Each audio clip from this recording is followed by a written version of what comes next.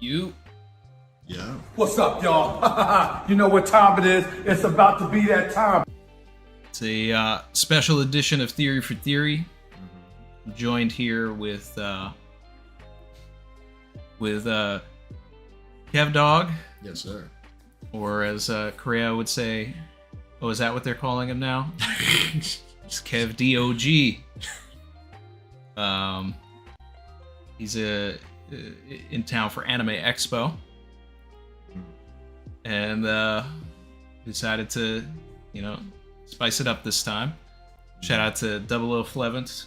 Together we're stronger. Double Flevens, actually. Stronger together. Together we're stronger. 5 gift memberships. We got Green Tornado, Spencer, Sean McDonough, Lucas White, and Enki Dude.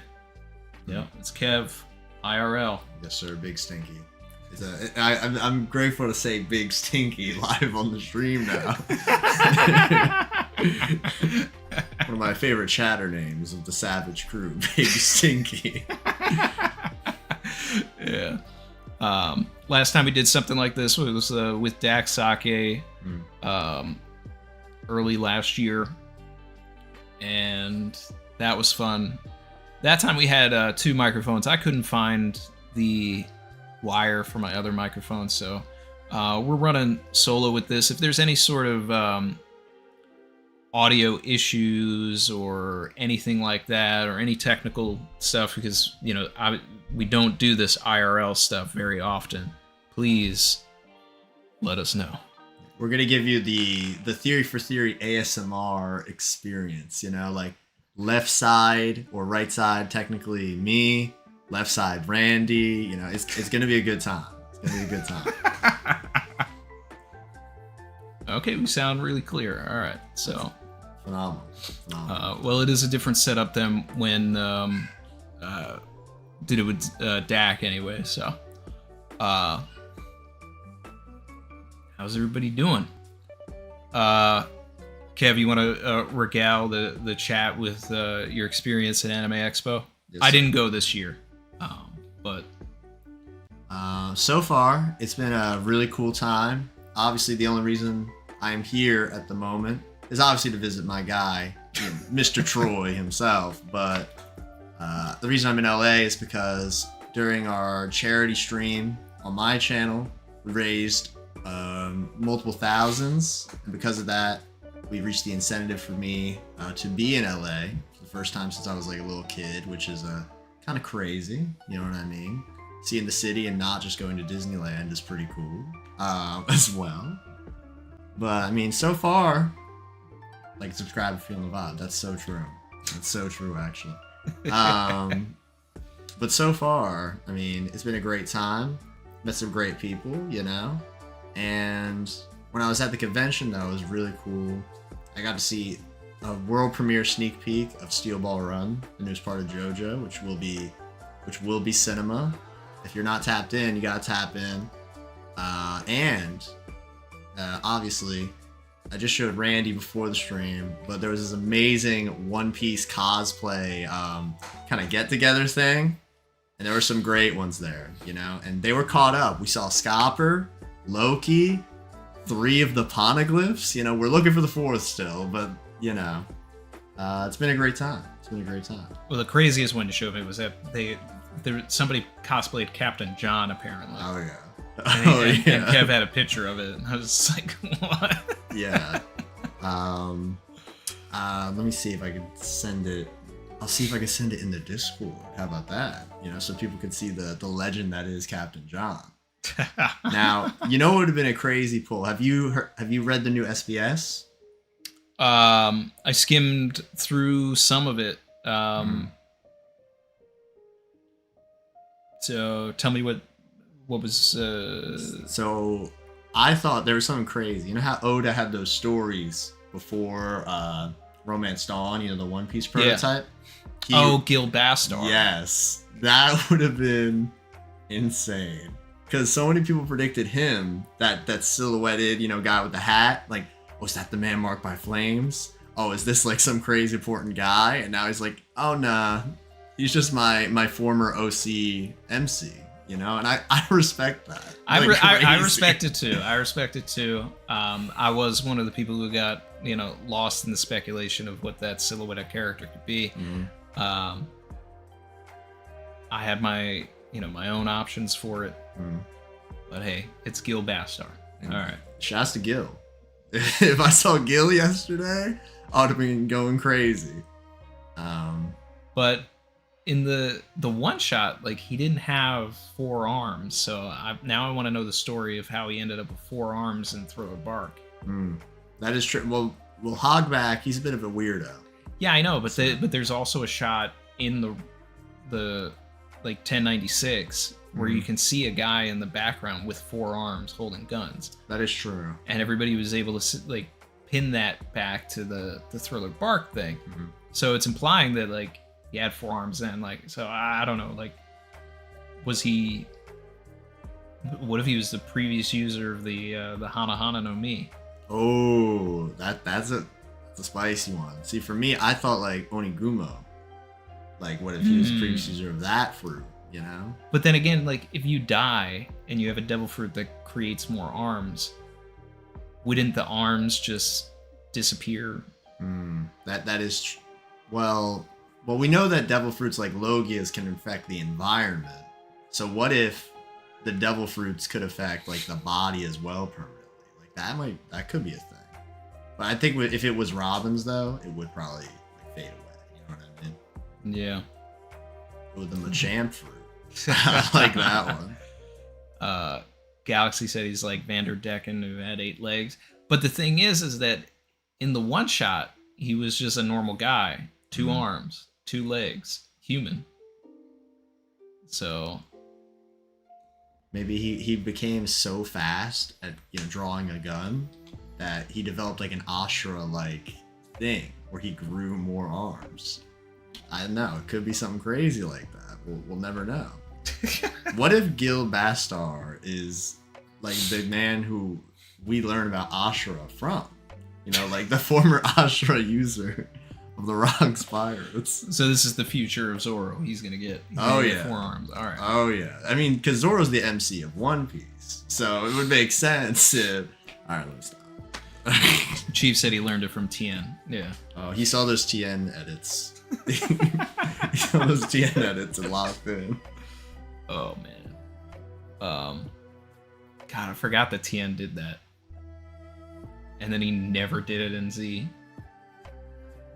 Shout out to DK, Dawn Knight 1993, member for 30 months. That's Said, huge. hope everybody is doing well. Keep on being amazing, everyone. Let's see. So, the last time that Kev was on the channel, because this is our second theory for theory, T4 T2. It was, if I'm not mistaken, during the early parts of the Vegapunk message. Oh, yeah, I think it was.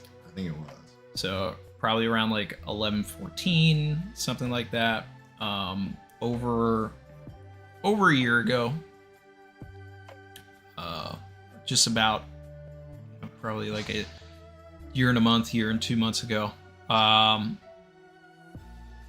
And that would have been right around like Zoro beating up Lucci. So I mean, since then, obviously Egghead has ended. We've started Elbaf. We've been introduced to the Holy Knights. We got more lore with Saul. Emu is now possessed. Gunko. And we are 1 chapter into the Loki flashback. Which will be legendary. It's gotta be. Like, It has no other option than to all be. chips are on this flashback right now. Is Rox gonna show up? Are we gonna learn about some crazy deep lore? Like, we don't know. It's barely even been the Loki flashback. It was like the Herald flashback last chapter. Well, I said that if this is gonna be the Herald flashback, like, it needs to transition and become the Loki flashback, and I'm glad that that's the way it's shaping up. Yeah. I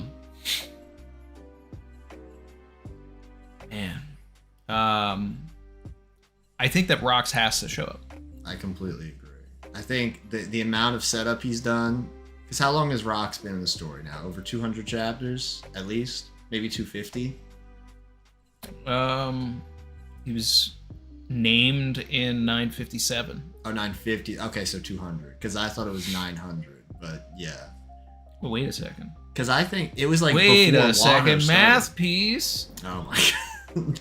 It's 11:54. We're so close. A month until Rock shows up. A month. Well, probably.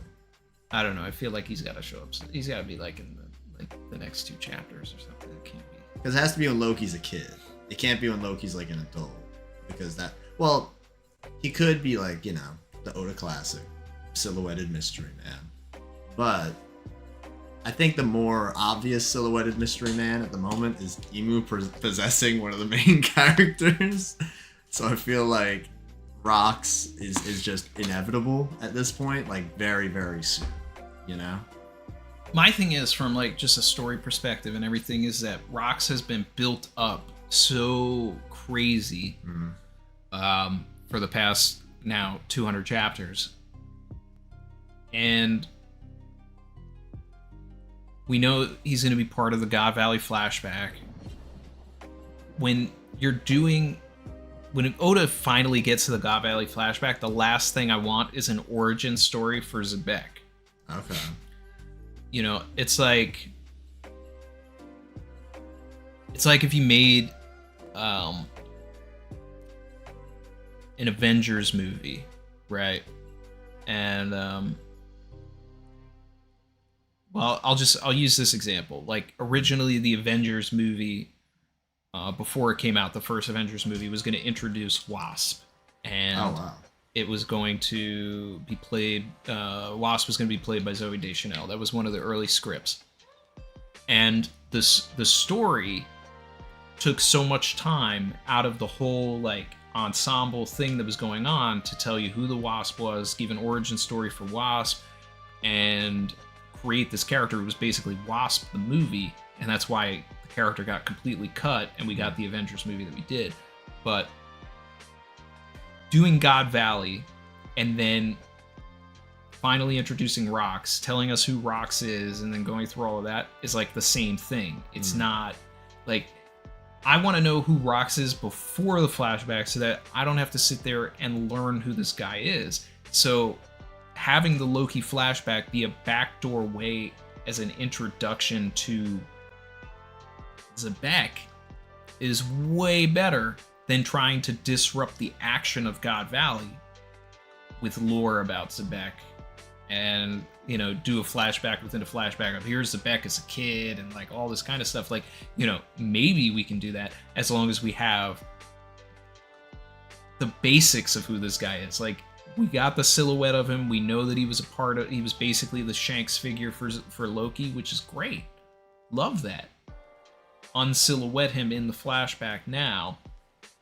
Give us everything we need to know about this guy while he was there in Elbaf so that we don't have to waste that time later. I completely agree. And you know what we're going to see in these next few chapters? A big red nose. That's exactly what we're going to see. Because Rox, you know, at this point, his bum status is solidified. At this point. Not like actually being a bum, but being just a bad person, you know? I don't think so. But he beat up Loki. Like, that was messed up. But maybe he beat up Loki because they viewed Loki as a curse and stuff like that. Still a kid, though. Bad vibes. So, I'm intrigued. Yeah, like Buggy D rocks. I completely agree. You know, I'm not gonna say that Rox is a Buggy-esque character. He could be, but he's at that in my opinion. The Buggy connection, I think, definitely does have weight to it because of this, right? So think about it like this: who are the 2 most influential pirates of? Let's just be, you know, frank. The 2 most influential pirates with their legacies in the One Piece world are Rox and Roger, right? And so when we have the Yonko at the beginning of the story, it's off balance. There are 3 Rocks people and 1 Roger person. That's obviously Shanks. But Whitebeard switched, so it's 2 Roger and 2 Rocks. And the 2 Rocks are obviously Kaido and Big Mom. And then it switches again, because Whitebeard switches to Blackbeard. The Rocks has taken over the Roger dynamic, right? Now, the current Yonko status, Shanks and Luffy. They're obviously influenced by Roger. Maybe not literally for Luffy, but you know, his inherited will is in Luffy. And we got Blackbeard, who's obviously Rocks. But then that leaves that mystery man. That mystery genius jester, Buggy.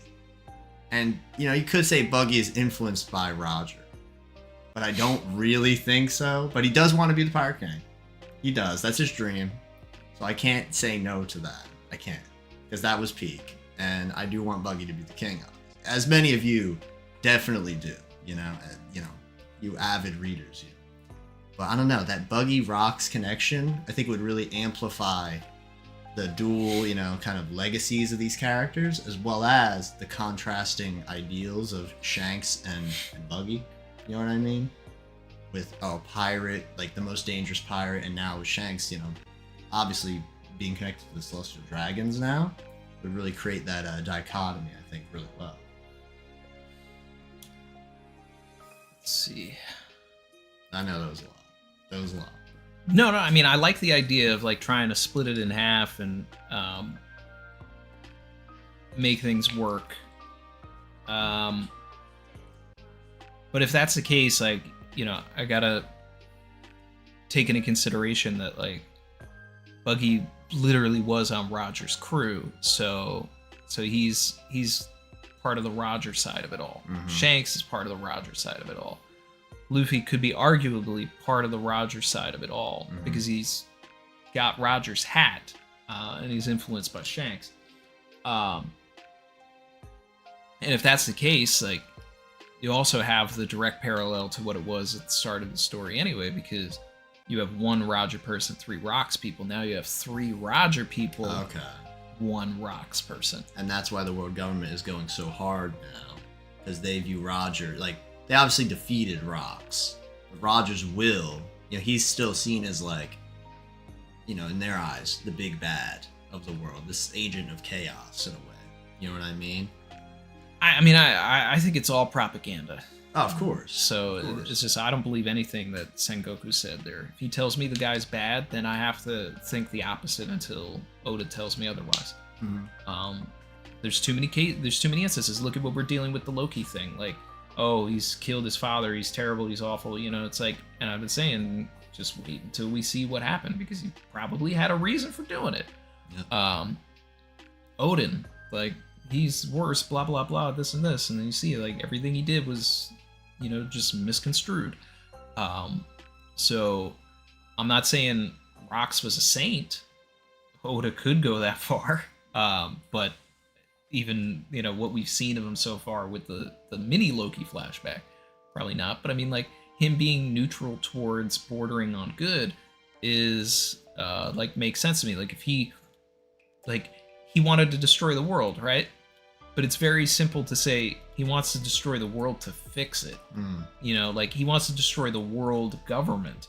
He wants to make the world better by, like, resetting the status quo, because he wants to help people. Like, maybe that's what it is. Maybe Loki picked that up. Blackbeard is just here to destroy the world, and it's like, I'm gonna be the chaotic evil and take that farther. But, like, he wasn't alive to know this man. So, you know, I mean, he was alive, but, like, he wasn't sentient enough. Like, what was he, like, a year old? Yeah, like a baby. Yeah. So, it's just, I don't know. I don't mind if it's a thing where Buggy is related to Xebec. Like, I don't care. I also don't mind it if Luffy's related to him. Like, if he's his other grandfather, you know, like, I always thought that was a cool theory that the community had. I still want it to be the, you know, I'm Team Yorkie until it's disproven, but Okay.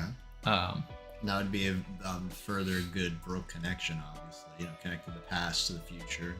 Major theme of One Piece, obviously. Yeah, swore allegiance to his grandfather and the grandson.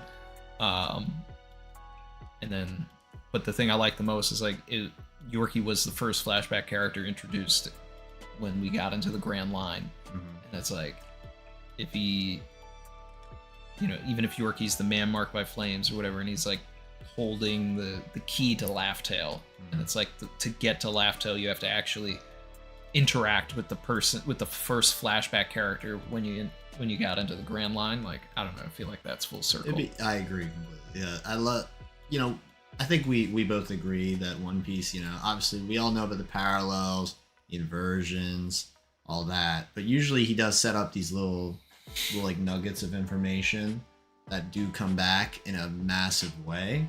Like, obviously, like if I was to think off top, like Lola's Beaver card, which seems so insignificant, but then Lola's Beaver card, that too. Oh, remember Ace's Beaver card? And then he checked on that. You know, it seems insignificant, and then he's able to not just do it once with the Ace Beaver card thing, but then again. Oh wait, who is Lola's Beaver card? Oh, that's big. Like, that's crazy. You know? Yeah, pretty sure nobody didn't think. The whole community was like that. Lola's mom is Big Mom. Yeah. Like, that was a very common theory. There was no surprise in the community when that was revealed. But that led me to my very wrong theory that Nami's mom could have been Big Mom. Which I had ever since Thriller Bark when she got the viewer card. Because of the that's just a possibility, you know? And Yeah. Lola's always saying, like, oh, they're like sisters, you know what I mean? And we ended up getting in the same arc where that theory was disproven. We did get a parent reveal for a different Straw Hat, you know. So it's like Oda does these misdirects and like has you thinking something, and then does something deliberately different. You know, it's like he hears what people are talking about too. Like, he says it in interviews and all that. So it's like, I wouldn't be surprised if he hasn't already heard like everything that everybody's ever possibly said about Xebec. Like, oh, he could be Luffy's other grandfather. Oh, he could be Buggy's father. You know, Oda will probably deliberately give us something completely different from that, even if he originally intended to do any of those things, just because other people figured it out. I definitely agree, because he said in interviews that he tries to, if someone says something, he doesn't try to do it. And that's not saying like he's a contrarian or whatever. He just doesn't want it to be like obvious, you know? He wants you to read the story and go, oh. And, you know, there's too many times, you know, where, you know, I've read it and be like, all right, you know, we said that last week. We said that 3 weeks ago.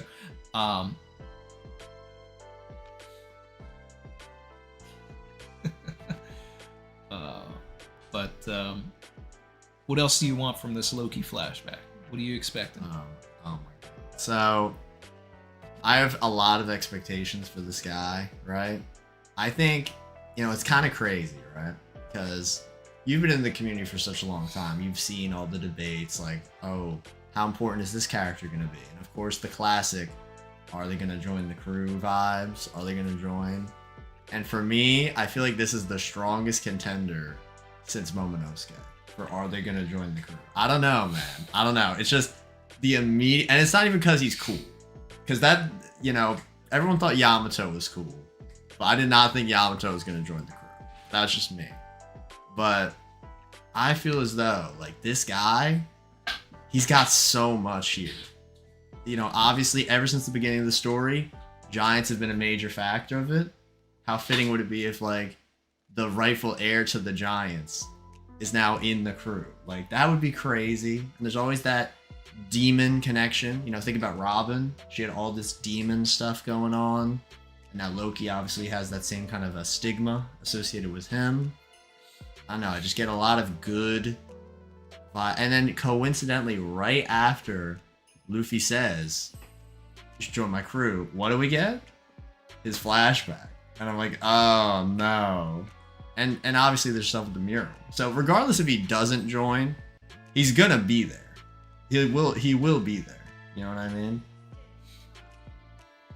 Well, besides that though, obviously, the rock stuff's gonna be great because I'm very confident. Like now is the time, especially after Kuma, where they showed pretty much everyone on the crew except Rocks himself.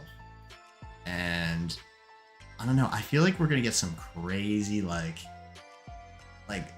Little Oars Jr. or something like Oars Lord, like something like that. I don't know why. It's like because that's the one giant thing we haven't fully roped into Elbaf.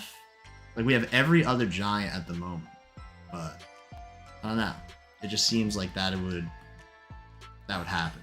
You know what I mean? So you really think your team Loki for Straw? I think I am. I think I am. Because I don't know, it's just the way he said, like I think it would be a lot of fun with you. It seems so genuine and like sincere. And it didn't seem like a meme, like Thriller Bark, because obviously that was not gonna happen. But it seems so like sincere. You know what I mean? I think it all depends though. Like I see shouts to Chin, size changing fruit. I saw someone in my chat a few weeks ago, they were like, oh, what if he goes like Gear 3rd baby? Like a little baby Loki. And I'm like, that's kind of fun. That's kind of fun. If he can change size, then I'm on board with it. But I think this is all a red herring. Okay. I think this is the inverse of what happened in Thriller Bark with Brooke. Like, join my crew. Sure. Joins the crew. Join my crew. No. Flashback. Doesn't join the crew. But remains an important part of the story. Like, there's obviously something going on with his eyes that are, could be some sort of mythical ability, like Shirahoshi being able to control the Sea Kings, which makes her an ancient weapon. Now, I'm not saying Loki's an ancient weapon, but there could be some sort of there has to be an explanation for it, right? So maybe something that was passed down through the generations.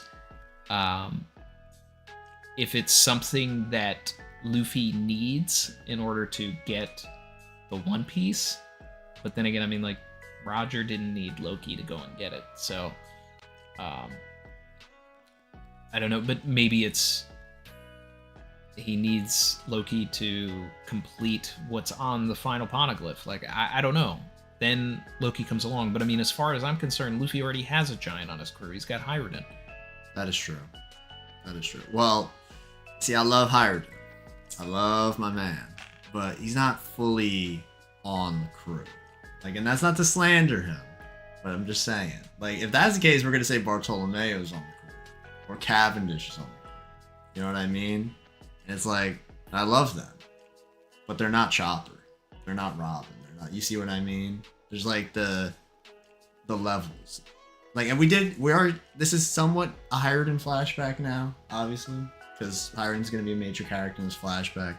Yeah. But, I don't know, I'm just saying, there's a message here. Yamato, Bonnie, Tama. Like, they had a lot more, like, personal investment with Luffy specifically, And Hiruden was a supporter of mostly Usopp, and then also Luffy. Which is why I'm like, I don't know how I feel about it fully. You know what I mean? Okay, nah, I'm not slandering. Nah, Cobra level is crazy. I don't know about Cobra level. But definitely, like, I don't know, I feel as though Loki has more, especially, like, thematic foilness to Luffy. You know what I mean? The outcast, and yeah, obviously the sun god stuff.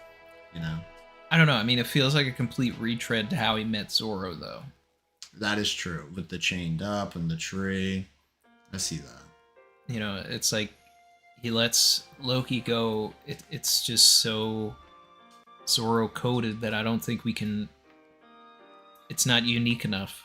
And also, people were upset about like what Yamato could do for the power balance of the crew and everything like that. I mean, like you put Loki on the crew, like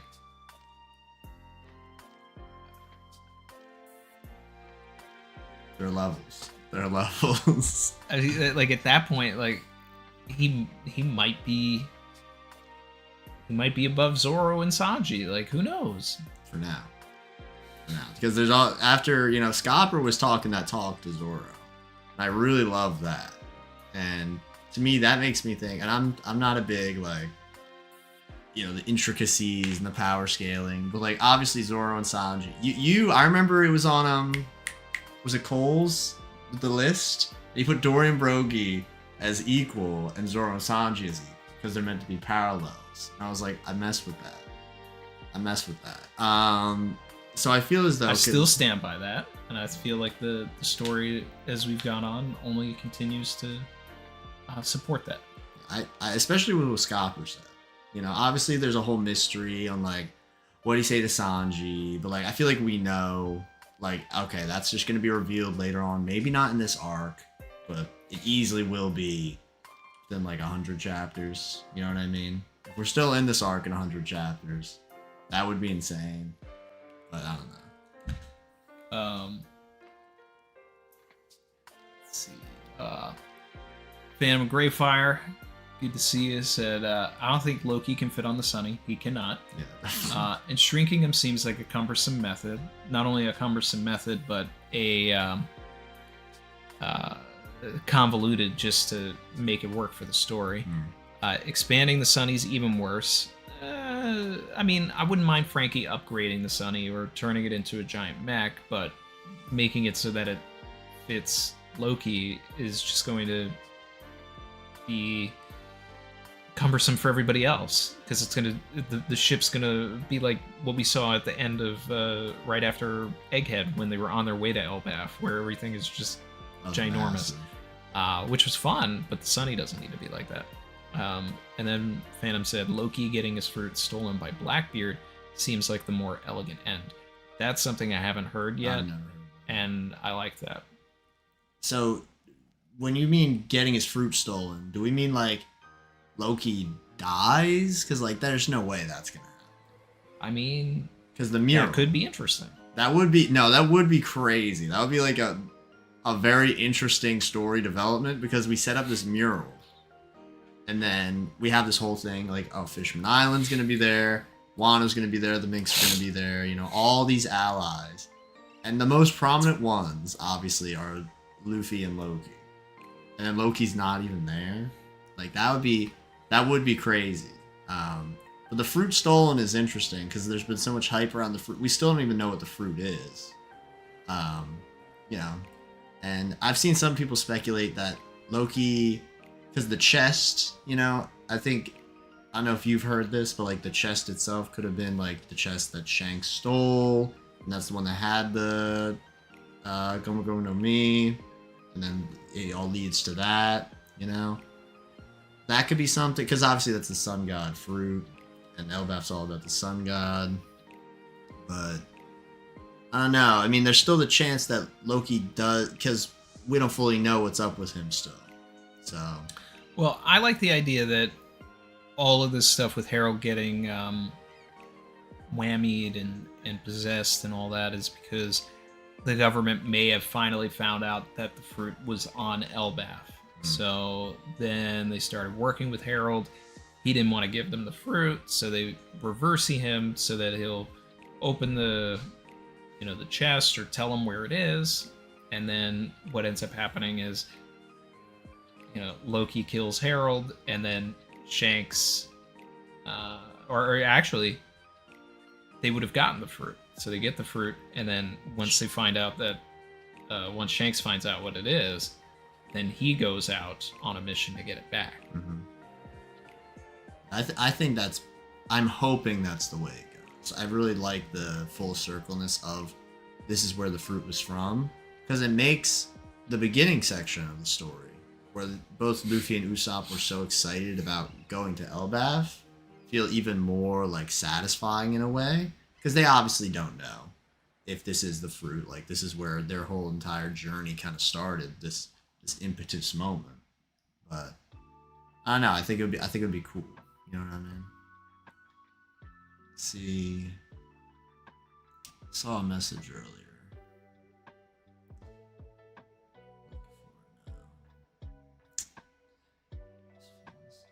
Oh yeah, but the stealing the fruit is interesting though, because obviously there's already a giant on Blackbeard's crew, San Juan Wolf, which is a lot of, but his fruit already is just, does the San Juan Wolf just have the giant fruit and he's a giant, so he's just really, really big? Did we get it named? I don't know no, I don't think that there's a name, but we know he has a fruit. I feel like the fruit is making him bigger. I think we did. Hold on. Let's look this up. Yeah, we're both tapped in. Obviously, if anyone in the chat does know the fruit, please let us know, because it was during that section on Hachinosu. It was in that section on there, and it had like Vasco Shot had a fruit, and it was like the bubble fruit. Huge fruit. Okay, the huge fruit. So he has already, just, he's probably smaller than Loki still, which is honestly funny, which is just great. I mean, if Loki does join the crew, then like that's the fight. We're locked in. And they do kind of have like, all right, well, San Juan Wolf's obviously bigger than Brogy, but they do have a very Dory Brogy kind of shape language going on too, which is kind of funny. So having them fight and like say they even landed like a similar pose or something, that could go crazy.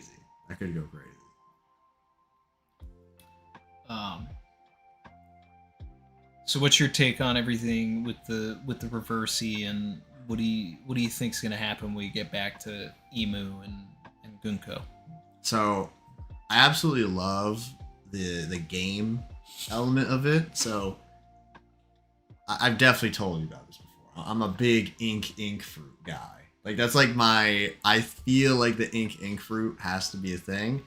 But my chat has been slowly coercing me into being like a game fruits. You know what I mean? Like Emu has like because think about it. In Wano there was the what's it called? The Go board with the pieces, and CP0 was like analyzing them. Like, oh, this is how the battle's panning out. And now in Elbaf we have the the Reversy stuff, which is another game. It's like that's interesting because that is very, if Emu, who's been living for hundreds of years, would probably view these people literally as like pawns and like little tools that they can use for whatever. But then you think about it like this. When you got, who were the two main antagonists for like 10 years of One Piece? It was Kaido and Big Mom, right? And what is Kaido's whole theme? Card games. And Big Mom doesn't have like a game theme, but all of her like lower class people were all like chess pieces. Well, what you just reminded me of is that the attack that is screamed out when Cobra is murdered is like Rook something. Yeah, it's all like themed around like chess and stuff. Not chess, but games. You know what I mean? I feel like that's interesting, like how it could fully lead to, it's meta in a way. You know what I mean? I really like that. Shout out to Dak. He said, "Is this a petting zoo? All I see are goats." Oh. Here, let me press the thing. Hold on.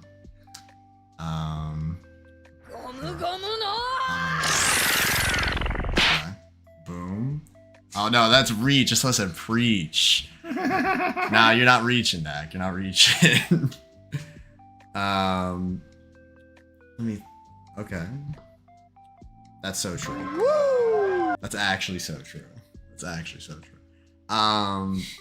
Rook check. Yeah, that was what it was. Yeah. Oh, how am I liking Randy's room? The room is fire. There's a whole other shelf right there. Oh wait, no, you can see it now. No, wait, can you? No, yeah, you could. But that shelf is clean. The Reverie shelf. It's a very clean shelf. And he's got that little nice pillow in the background, which which you can't see, but it's very nice. Very nice pillow. Pulled a $300 Luffy card. That's fire. We're gonna need to see a picture of that expeditiously. Nice. Is it like a manga or something? Which card is it? It's probably a manga rare. That just seems like. Dak, Kev was saying that with all of the Reversy stuff and things that Cypherpole was doing in Wano, that Emu could have some sort of game theme or maybe a game fruit or something. So, and then I remembered Rook Check, so I was like, well, if it is a whole thing like that, then hey, the actual attack names are chess themed.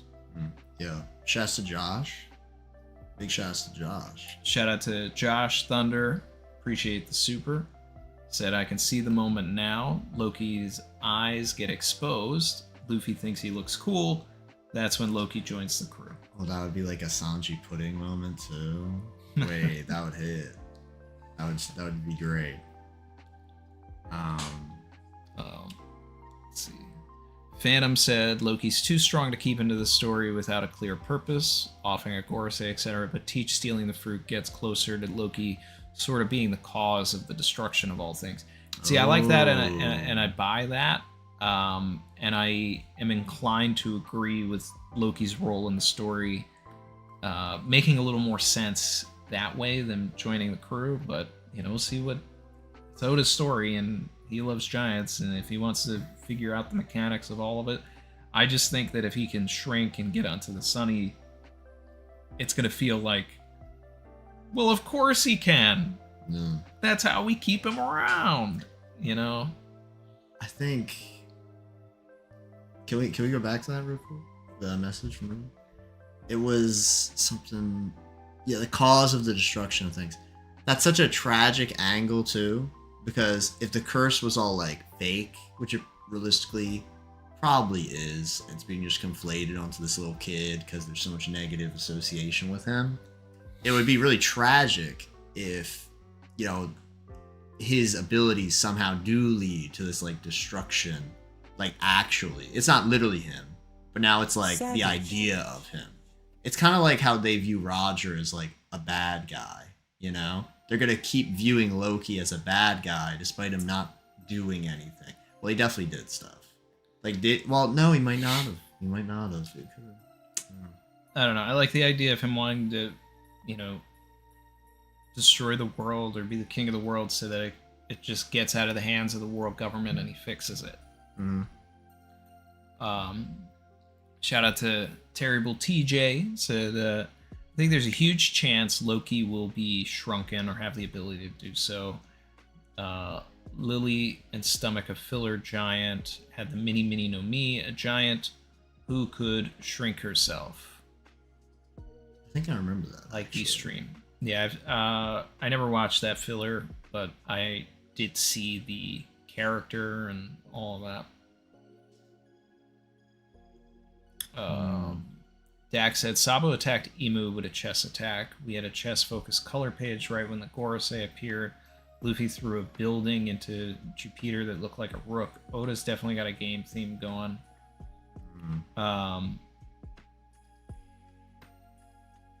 Well, Sabo attacked Emu with a chess attack. I remember there was rook check, but I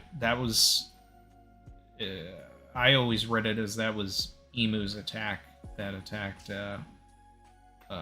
Cobra, because Sabo's attack was Fire Fist. I think I'm just gonna check something really quickly. I feel like there was another attack that was like chess thing. Sabo's techniques are like playing chess. It's a Reddit post apparently. Oh no. Sabo used a move. It was called Smothered Mate. So Sabo used a move that was chess as well. And then Rook Check was a different move. So they both had like a chess attack, which is interesting. Okay. And because mate and check. Okay. But yeah, I feel like if Loki has the ability to shrink himself, it's just going to feel way too convenient, and it's going to feel forced. Especially if his power is like only that. But if he, if we're getting into the anything you can imagine sort of thing is possible, like if he's able to will himself smaller, like I feel more interested in that, I guess. But I don't know. The Bat 497 said Morge reckons Loki will die because he's too similar to Luffy and Blackbeard takes his fruit. So Phantom was talking about Blackbeard taking his fruit earlier, which is something that until this stream I haven't really seen a lot of people bring up. And I think there's an interesting angle to that. It also depends on what his fruit is. We have to find out what that is. I'm not gonna say that Blackbeard's gonna come in and take Loki's fruit until we know exactly what it is. Because if it's not a Zoan, then I don't think so. Like Blackbeard's got, if he's gonna have 3 fruits, he's got to have all 3 types. So and it's very possible that Loki just has the, a Paramecia rubber fruit or something. Who knows? I'm not saying that that's my number one or anything, but it's something that has been brought up a bunch as a way to make him even more similar to Luffy. And if he does have something like that, then yes, I agree. He is too similar to Luffy, which is another reason why he shouldn't join the crew. But it's okay to have him help us in the final war, or he dies. I don't know. I'm okay with just having Hyrule. It's fine. Guardian Trees supered and said Loki is in theory could shrink themselves. Oh. Yeah. We've never seen it. But yeah, if they just, well, I think so. Let's put this into perspective. Like hypothetically, Crocodile, right? He wants to shrink himself. Think Gear 3 Luffy. Luffy just used Gear 3. Gear 3rd turns into, little mini Luffy.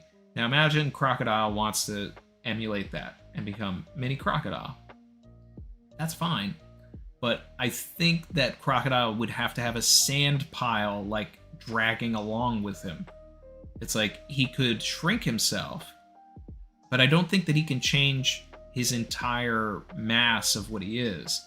So if Smoker wanted to shrink himself, I feel like there would still be a big cloud of smoke that would be whatever the rest of Smoker would be. If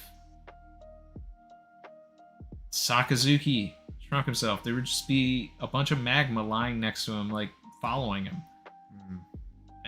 I think that's how it would have to work. That would be interesting because, obviously we haven't seen that yet, but I like the concept because just imagine it. To me, it immediately if Doflamingo was a Logia, that would be something he would do immediately. It's all right, let me shrink down, and let's say it's this bundle of string or whatever. Let's just say string is Logia in this case because just all of that, and say all of his organs or whatever are in there, and so his other body is completely impervious to harm. Something kind of like Hawkins or something, or you know what I mean? Yeah, I mean that's interesting. Dak said, yeah, that makes sense. His volume of sand has to stay the same. Yeah, that's the only way it makes sense to me. Dak said Hirunden becomes king of Elbaf. Loki becomes new leader of the giant warrior pirates so he can help Luffy when needed. Boom. Maybe. I mean, that would show growth for Elbaf that they would allow this person who, is not pure blood or whatever take over the land. I do feel like that's a good end for Hirunden. Big Stinky said Blackbeard steals the fruit without knowing it was swapped. maybe. I mean, I can't imagine that he would know that Luffy actually has the Hito Hito no Mimaru Nika, so it would be nice for him to like take a fruit and be like, I finally have it, and then it's like, sorry, you took that fruit and it's the wrong one. There's an interesting angle there. Terrible TJ said, could Biblo enlarge the Thousand Sunny? When people were talking about Biblo and Loki, I was actually thinking about that earlier, and I didn't bring it up because I was like, I would feel like Biblo would have to like stay with us, and then my mind also started racing, and I was just like, are we gonna get an owl on the crew so that like, you know, we get to this like rock formation? Oh, the ship's too big. Biblo, do what you gotta do, and then the ship shrinks down, and we can like get back into it. And it's like, Loki, you just gotta kind of, you know, just hang on, buddy. I don't know. I'm not entirely sold on that, but you know, it's, I don't know. It's, you know, at that point, you know, it's like the line in the pilot of the live action, 10 men and a bird. Oh, honestly, Biblo might have more fuel for Nakua, I guess, than Loki now. I mean, at this rate, I don't know. I don't know. Oh, Biblo is Mosa? So okay, now we can talk about that, right? So I have not had any Mosa predictions really, but ever since that last chapter, like, do you think that Hiruden's mom is Mosa? No, I think she's got to be dead. Hiruden's mom. Yeah, because she's a mom. Moms don't last. Come on. It's just, I mean, it's just, I have statistics on my side here. Classic Oda. Like, we were even introduced to Estrid, and we know that she's now sick and is gonna die. Savage. Well, Estrid is also a bad One Piece mom. So, you know, yes, we're lucky she's out of the picture. The good One Piece moms, they have like 100% chance of dying. The bad ones kind of tend to stay around. Like Big Mom, you know, we know she's not dead. You know, they want to say that she is, but we know. We know. Dax said the card was an alternate Luffy leader from EVO 2. I'll have to look that one up. Let's see the sauce.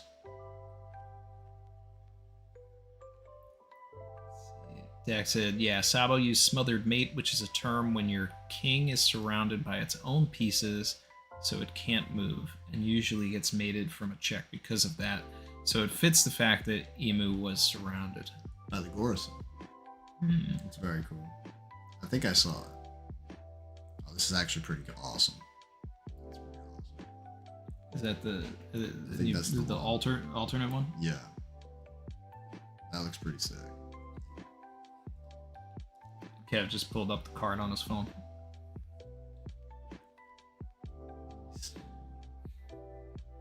Oh, okay. Wait, go up. Someone said about the shrinking thing. Saying Green Bull. Did Green Bull already do that? The shrinking? Did he? I don't remember that. Maybe that was when he like turned into like the big tree. I saw him turn into a huge tree. Yeah.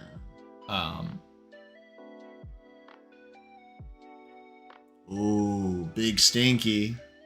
Buggy chops up Loki into the buggy form. Like, what if Loki becomes like a car? Like, oh my that god, would be amazing. Loki's, and then they just like, they drag his parts on the back of the Sunny so you can reassemble when they get to islands. At that point, you would need Buggy nearby at all times, or you would need Law or something. Dax said Hiruden said his dream was to be king of the giants, so I think that's what has to happen. Love that. Yep. Whether it's just him or him and Loki sharing duties, I don't know. I think the sharing would be the best outcome, because the giants obviously have the pair kind of gimmick. Every time we're introduced to one, it's usually in proximity of another.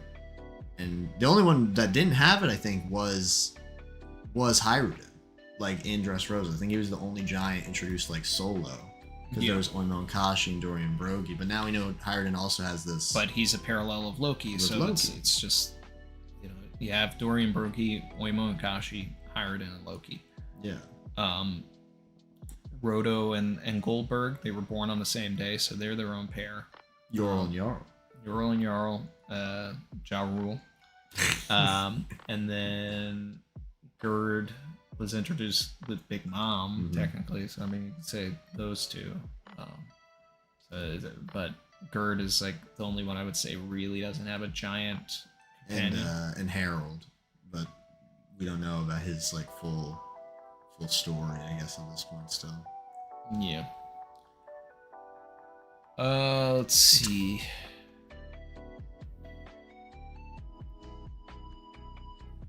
Growth Stocks, 2-part super, appreciate it. Said Loki's eyes could be dragon eyes from a mythical class of giants, so I like that. Since the giants parallel the 4 types of Zoans, we're only missing the mythical type. Onigashima was said to have another name, and in early sketches it was called Ryugashima, Dragon Island, and maybe even the same dragon Ryumish slayed. That made me like lean in a bit. Ryugashima, I never knew that. That was like, okay. I mean, if we get the Void history and we see who, Onigashima's skull actually was, and then find out that that skull had the same eyes as Loki, that's interesting. And also, like, wild, because, like, here Loki is the hugest character we've ever met, but even still, not anywhere near the size of Onigashima. So, what do you think about the dragon idea? Because I had the dragon idea show up before, but like the eyes being like dragon-like, and obviously the celestial dragons, and we know that Kaido, he's a dragon, but it's like a fish dragon. Do we think if there is like this dragon connection, are there actual reptile people? I personally think no, but it's got to be like something, right? Because we look at all the races in the One Piece world, and there's never been like a reptile thing. It's always been like that's a fruit at most. I always go back to the Calgara flashback and like how they were worshiping a giant blue snake as the sun god, and I still want to understand why they thought 400 years ago Nola and Kashi could be gods. Like, what 800 years ago would have led you to believe that a blue serpent was the god, unless blue serpents were part of the lore 800 years ago. And at that point, it's like the game of telephone. I talked a lot about this during Wano. It's like, was Kaido's fruit coveted because people thought that it too resembled a god because he was blue and serpent-like? Like, is there any sort of connection between his fruit and what the Shandians thought of Nola and Kashi? Is there any connection to Loki's eyes? Was, I'm not, 100% in on this theory anymore, but I mean, it's like, I did make the video years ago, like, was Joy Boy like a snake-human hybrid? But at this point, and I made that, I don't know, did I make that before Nika was even introduced? Maybe it was like, was Nika his human hybrid? I think you did. I don't know. I think you did, because I think it was probably after Nika was mentioned in 1019, but certainly before Gear 5. Yeah, because the Resin Man video was after that one. I remember that video. And I'm fairly certain the Snake one. Fairly certain. Because I remember you talked about Snake Man in that video. Obviously, Snake Man, yeah. And Snake exactly. Man was the and big then you have four. Amazon Lily, and it's just like all of these snake things have to be connected in some way.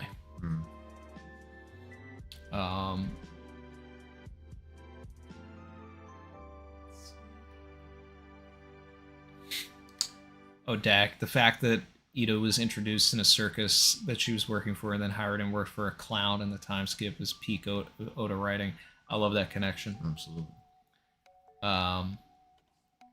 Guardian Trees supered and said, Green Bull was small when he regenerated from a sapling. Energy-based Logias like Kizaru should be able to change their size. I just want a giant Logia. Hey, you know, it may happen at some point.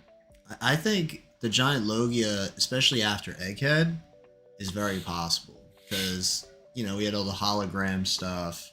And the holograms are, you know, they are just light things. You know what I mean? Just like Kizaru. So having, you know, anything with this seemingly infinite energy source that could just be running through them constantly, I think that would be a cool way to take it. Obviously, that would lead to some, like, insanity going on at the end. Like, I think the one issue I have with this is that it would make the Giants look less cool. You know, because the Giants are obviously meant to be the scale. And you know what people would say if that happens? Why didn't they do that in Marineford? Why didn't they just attack Little Wars Jr. like that in Marineford? Like, it always comes back to that. That is a cool idea, though.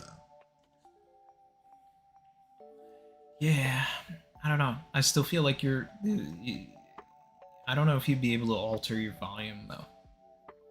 But it's all fantasy, so whatever. The Crap Cafe supered. You want to make a reservation? Said, been thinking about your Laws and sword theory recently. Where do you think Law is headed now that he and Bepo are MIA? So we haven't seen Law in a while. We haven't seen him since Bepo, you know, shipped him off.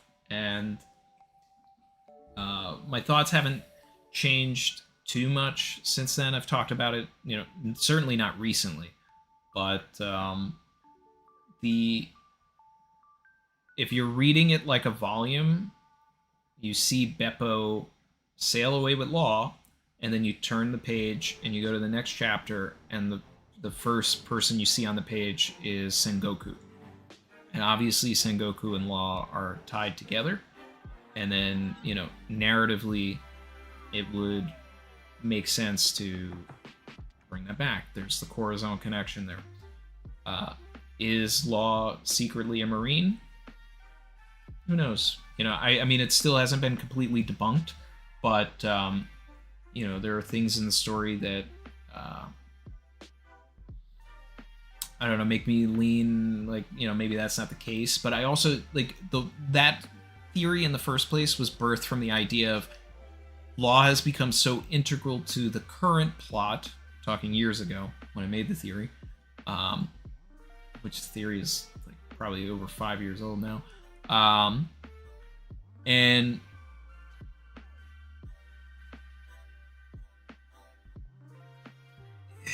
he was integral to the plot then, but I knew that after Wano it would be hard to justify Law still being in the story.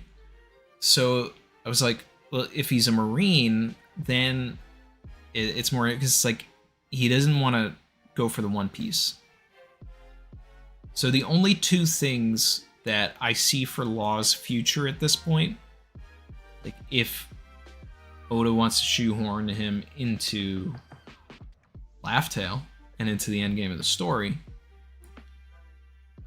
you know, I still love the connection between Drake and Law, and I see people in the chat saying all of that. But is either Law gets captured and he becomes the main character of Impel Down to Electric Boogaloo and has interactions with Doflamingo during the breakout, or he joins Cross Guild and he comes to Laugh Tale with that. And you can actually get both of those things, because a lot of the people that are going to break out and Impel Down 2.0 have to join the Cross Guild anyway. So Law, being another warlord, if he teams up with Buggy, who in his, you know, one of his last interactions during Wano was impressed that he became an emperor, that's interesting. and I still really want to see Law try to chop up Buggy. He can't do it, and then he's like really impressed that he's found his match, because Buggy is literally like Law's natural enemy. So if Law just like bent the knee to Buggy, I think that would be really funny. So I don't know. I think there's opportunities for him, but there's not like he's not. I don't know if he. I don't know if I can justify him going on a solo mission for the One Piece, because he doesn't seem like he wants it. So I completely agree with that. I feel as though the Law Buggy thing is too good for it not to happen. It's like, because Oda loves a gag. As serious as the story does get, those funny moments, they have to land. And that's such a immediately funny moment. Like, obviously another one is like Usopp and Buggy finally meeting. Like, people have been waiting for that forever. I think, so for me, obviously I've mentioned this to you before. That theory I think is still one of my favorites I've seen, because I was so like, because that was when I was like very fresh into One Piece, and I saw like yours was one of the first videos I saw when I got into the fandom, and I was like, this is crazy. But in a good way, obviously. And I personally feel as though what you said about the volume and like the flipping is so important, because Oda does that a lot. He always ends it on, well, not just the in volumes, but like the page turn aspect, if there's the connection. And you say that with like Drake and Law, and then they eventually have that flashback together, and so on, Yeah, I mean the Law and Drake wrap up for the pre-time skip, they're one page after each other. Mm-hmm. Further signifying that they're connected, right? They're the two people that interact in the archipelago and seem to have a shared past. But Yeah. So here's what I'm thinking personally. Kobe connection. I also like the Impel Down thing with Law, because I never thought of that, because they always said like, oh, Marco is gonna go there, or Doflamingo is gonna be like the head guy. But thinking about it with Law, because Law and Doflamingo are like the Luffy crocodile, obviously not that in depth in comparison, but it's a very similar dynamic, because obviously they're meant to be like the hero and the manipulator villain guy, so that's a cool thing, and that would make a cool Impel Down parallel. But for me, I felt as though I still kind of think this, I'm not 100% on it, but when around the time that Law and Bepo were swimming away, we also saw a glimpse of Sword, and obviously Law Sword connection. I think that, so Law obviously is a very, very wanted criminal. 3 Billy, that's a big deal. So if anyone sees him in this time of disarray or whatever, especially in the water, they know he's cooked. They know. But who's another character that's had these crazy in-depth connections to Law, who possibly has connections to other characters with connections to Law, like Sengoku or Drake? That's my man Smoker, And where's Smoker going? To that hospital to see all the members of Sword coincidentally all together. And he conveniently has a massive box that is larger than the bike, which could easily fit a person within that box. Maybe not even one person, maybe a big polar bear and also one person. And conveniently they're at a hospital and they need a doctor to help all these Sword people and set up this plan. So for me, I'm just thinking like Law and Bepo not have to, but they could easily be in that box, because Smoker and Law already have that connection from the start of the time skip, which was the start of this whole Emperor saga. So to have them reconvene around the start of the final saga, I think would be really satisfying and a cool way to show like how things have changed. What's in the box? What's in the box? What's in the box? That's That's brand new. I've never heard that Law and Bepo or in Smoker's Box. That's cool. Because, I mean, I feel like that gets him connected to Sword, which is... Yep. It's all about the Law and Sword, wild. man. It's all about Law and Sword. So, I don't know. I'll stamp that agenda. There we go. I'm just like, I'm trying to think, because my man Diaz Drake, somehow he's alive. Somehow, which is great. Yeah, we already knew. I never, ever thought Drake was dead. No, but a lot of people did, though. A lot of people did, and they're wrong. Like Hawkins, I yes. hope he stays dead, because he's gone. His death was too good to be Oda-ified, and the retract. Like, please let him die. And I know a lot of people call him a bum, but Hawkins is a bum, yeah. nah, bro. The death was too good, bro. The death was too good. But the life was garbage. So it doesn't matter. I don't know. Elbaf rules. I guess that's what you're saying. The only thing that matters only is good death. in the death. I don't know. Yo, Moorish had good taste. Well, you say used to be, though. So Moorish's original taste, that was a good original taste for Hawkins. But I can see. And I also see, Return of My Man Scratchman Apu. Yeah, I don't know about that one. But yeah, I don't know. I still remember when I read the thing that Oda had plans for Hawkins to be the warlord post time skip. Yeah. Like that could have been interesting. Hawkins was interesting, but I feel like he was a character that got a little fumbled in Wano, just because Oda was just juggling too many characters, and he didn't, he gave Hawkins screen time. He gave him a lot more screen time than some other characters. Mm-hmm. But most of his screen time is spent being a bum.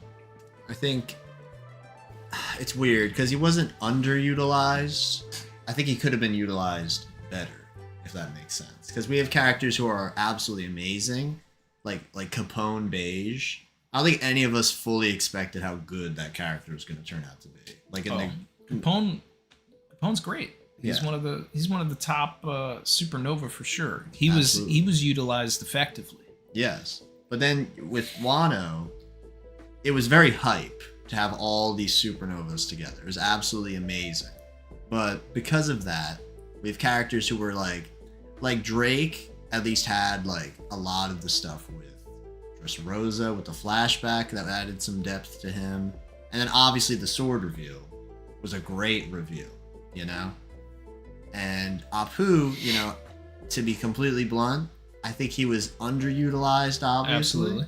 But his reveal of being like a schemer, degenerate kind of loser, it felt very apt in a way. It was like this character feels like they would do this.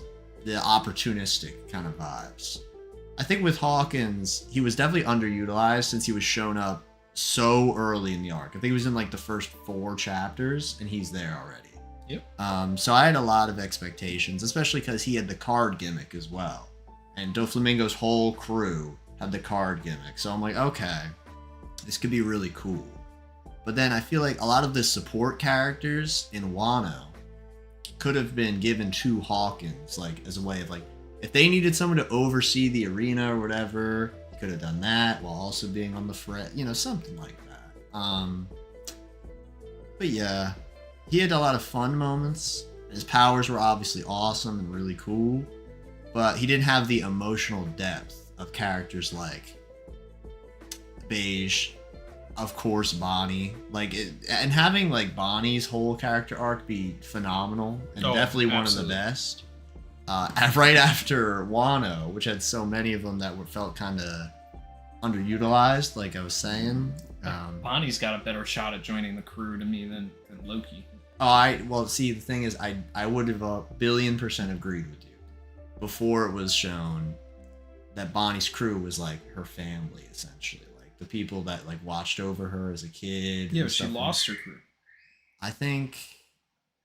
Yeah, but there's no way Oda's gonna kill them all off, right? They're gone. No, but at first I was hoping he would. They're gone. But I was just like, oh. Tama's already a member of the crew. She's just got to become a enchanting kunoichi. She's got to learn more about the ninja arts. Luffy already stamped her. She's honorary. She's in. Okay. Well, I'm very happy you elaborate on that. That would have been a crazy fumble.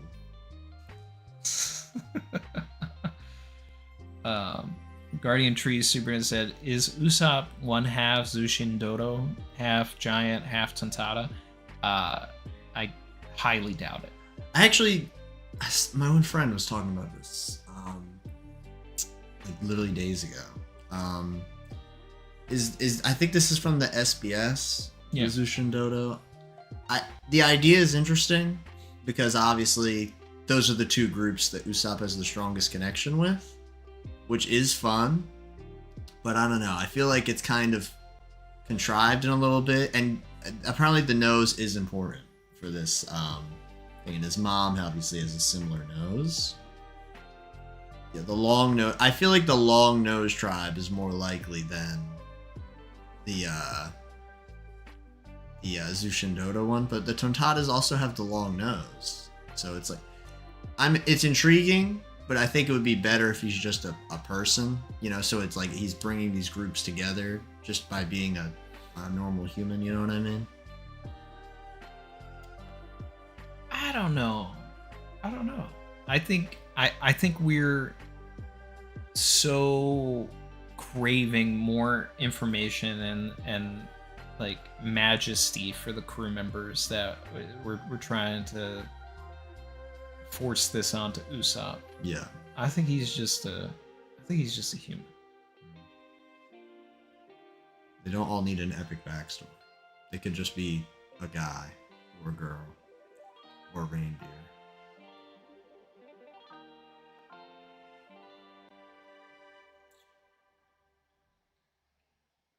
I could see this happening. This, once the Straw Hats, Vivi and Revolutionaries meet up, they swap Bonnie to the Revolutionaries and Vivi to the Straw Hats. I mean, Vivi's already a Straw Hat, and she's gonna be with the Straw Hats at some point. But I don't think they necessarily need to have Bonnie like, swap in a way,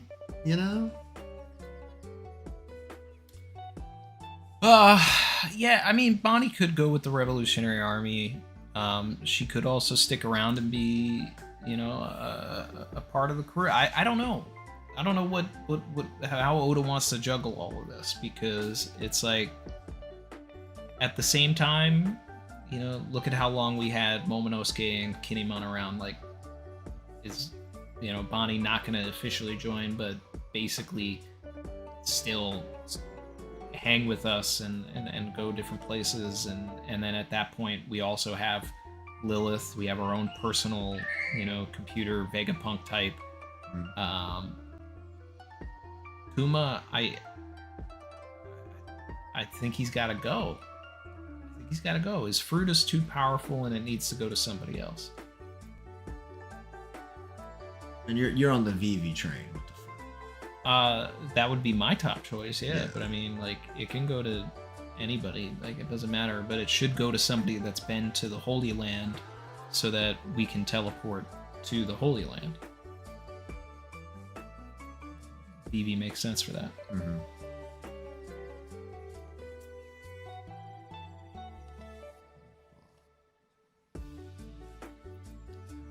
It was literally something was brought up and I'm just like,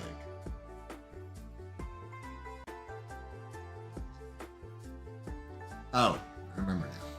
So apparently in the SBS they also showed a bunch of Roger's like crew members, and they gave them like different like roles. Not all different, but there was like still like Usopp's role and like stuff like that. But I know one of them was crazy. It was the torturer. Yeah. So who do you think out of so- the Straw Hats who's gonna be the torturer of the Straw Hats? Who's the torturer in the Straw Hats? Yeah, could be a new crew member gets the torturer role. You know, It could be Loki. that. Loki the torturer. Nami. Oh,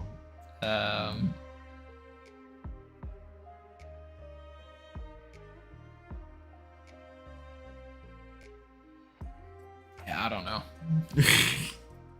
oh, Usopp for sure. We got Robin. Nails on the, Zoro, yeah. Because Zoro. Zoro would love that. Zoro's all to be honest, Zoro's been kind of a demon ever since leaving Wano. He's been getting more and more bloodthirsty. I'm like, oh my god, bro. People call Zoro the first mate, but Oda has never actually said that. It's all implied. You know, like that one cover spread. There's like him. Wasn't it? Sure, you consider the first mate, or would that be someone else? But yeah, there was a bunch of like people. You got Bepo was there. Yeah, I mean, it's like he's the number 2 or Yeah. whatever, but it's like, but to call him the first mate is not something that Oda has done. Whereas like he's deliberately called Rayleigh the first mate. So, I saw a lot of people, going off about this whole Bon's the cook, so then Nami's number 3. But technically, Nami is probably the number 2 anyway. And then I would put Zoro and Sanji as number 3 together. Without Nami, they're stranded and getting eaten by birds. You know, Yeah. they're not getting anywhere. And Shark Teeth Nami is top 1 in the verse anyway. Oh no.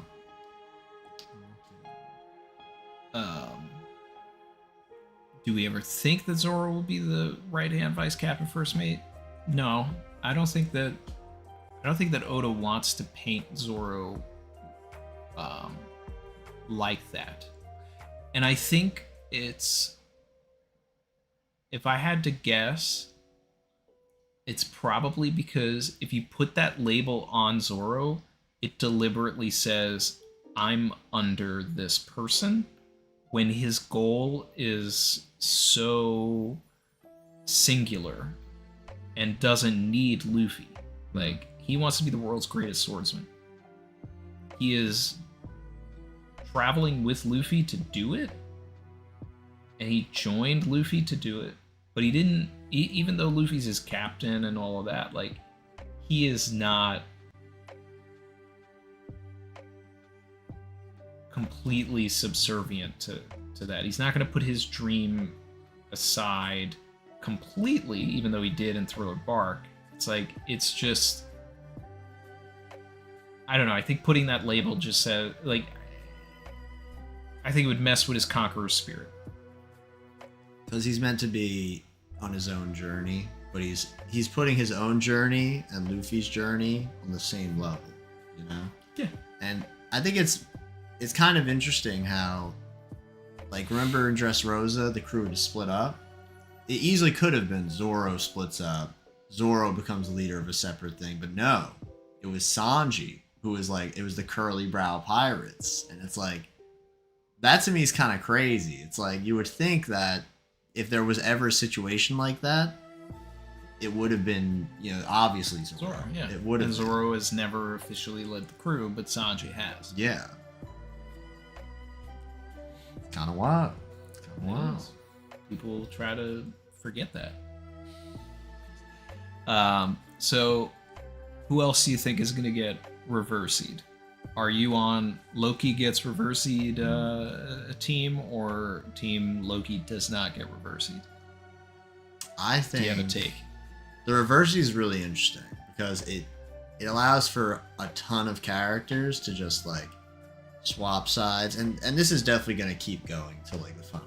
There's no way that this doesn't just Absolutely. become like a major like it's like a Chekhov's gun. Like, we know this ability exists, so we know at any opportunity, any of our allies could become our enemies. So it's really interesting, because when you think about One Piece, you think about the whole journey, and it makes every character a important piece of the war itself. You know what I mean? Like, okay, you know who I think could be Reversy, realistically? Big Mom and Kaido. Because they're evil already. But say they get Reversy and then they become nice. Like, that would be really interesting, I feel. Because there's obviously a likelihood of them coming back that's insanely high. So we would think, oh, you know, maybe Emu would think immediately, I'm going to flip them to my side. You know, I'll use these people. Like, not that I have this whole time, but, you know, they'll be my agents of chaos, you know, for me, literally. And then they're just nice now. I think that could easily happen. I think that if Big Mom and Kaido hypothetically were to get Reversy, they would just be demonic forms of themselves. Okay, so you're fully on, like, it's not like a personality thing. It's like just they are now evil immediately. Yeah. Okay. Because even then, like, Big Mom, not entirely evil, I don't think. I would just say goes about things in her own way. Like, I don't think that she would consider herself evil. Kaido maybe, but I also don't even think that. I think they had their own goals, and they had a particular way of going about things that could be perceived as bad, but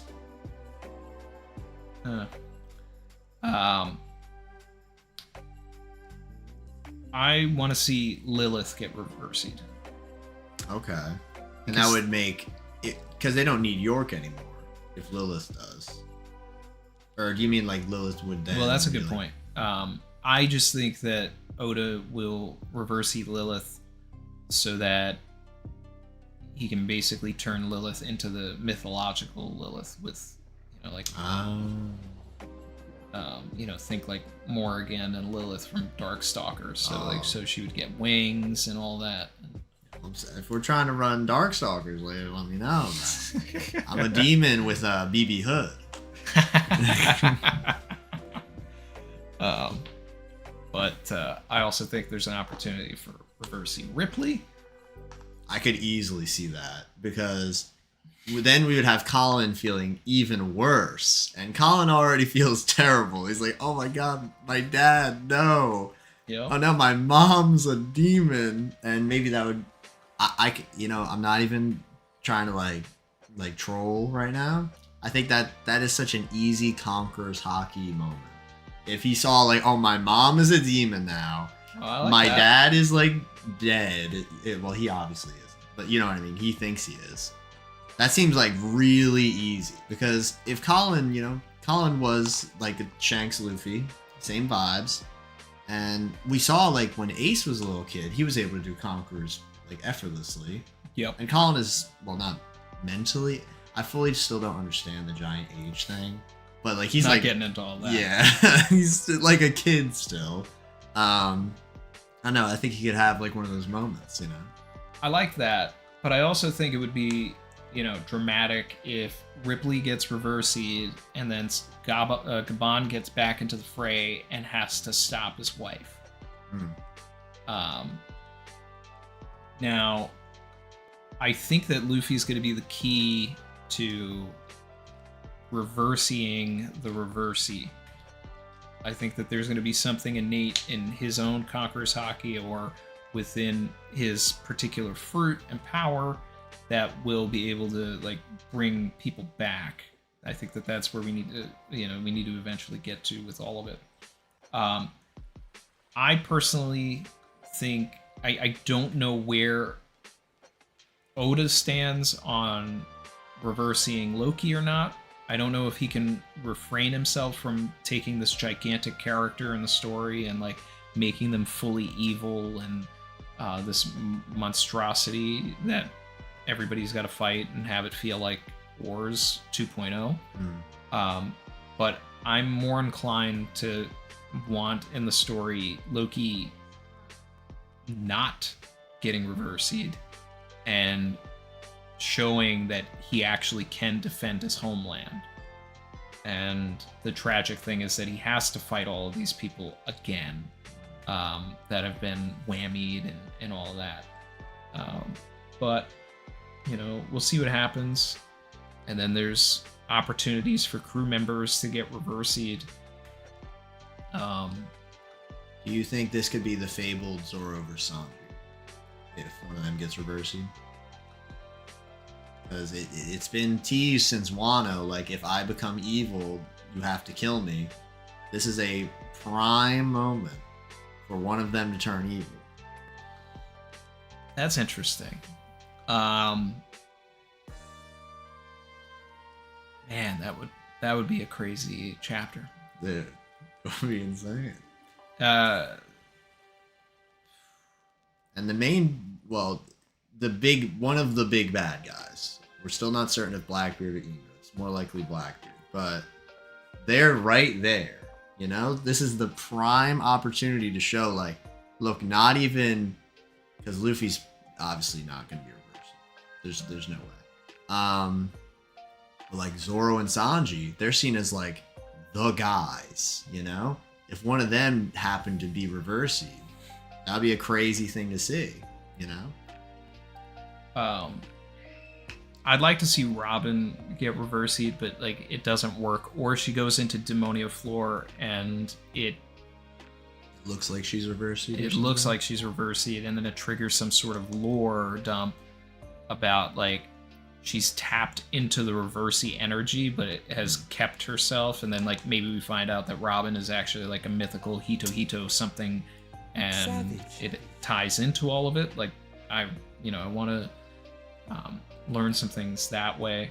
Okay. I think I like what you're bringing up about, you know, the Zoro and Sanji thing. In that situation, I think it goes either way. I'm probably 51% Sanji gets Reversied and then Zoro has to stop Sanji, but yeah. I do like it if Sanji's the one who said, if I ever turn bad, like, stop me, and then it's actually Zoro who said that he was going to be the king of hell, right, gets Reversied, and now Sanji has to fight, you know, Zoro.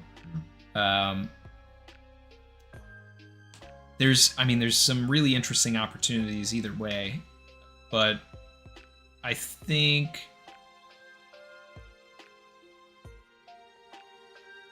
there's opportunities for a lot of characters. I think that Frankie is likely because he has never embraced anything demonic where the rest of the crew has. And like, you know, just him being this gigantic robotic monster would be really interesting. But then also Usopp, if he got Reversied, would suddenly, you know, have...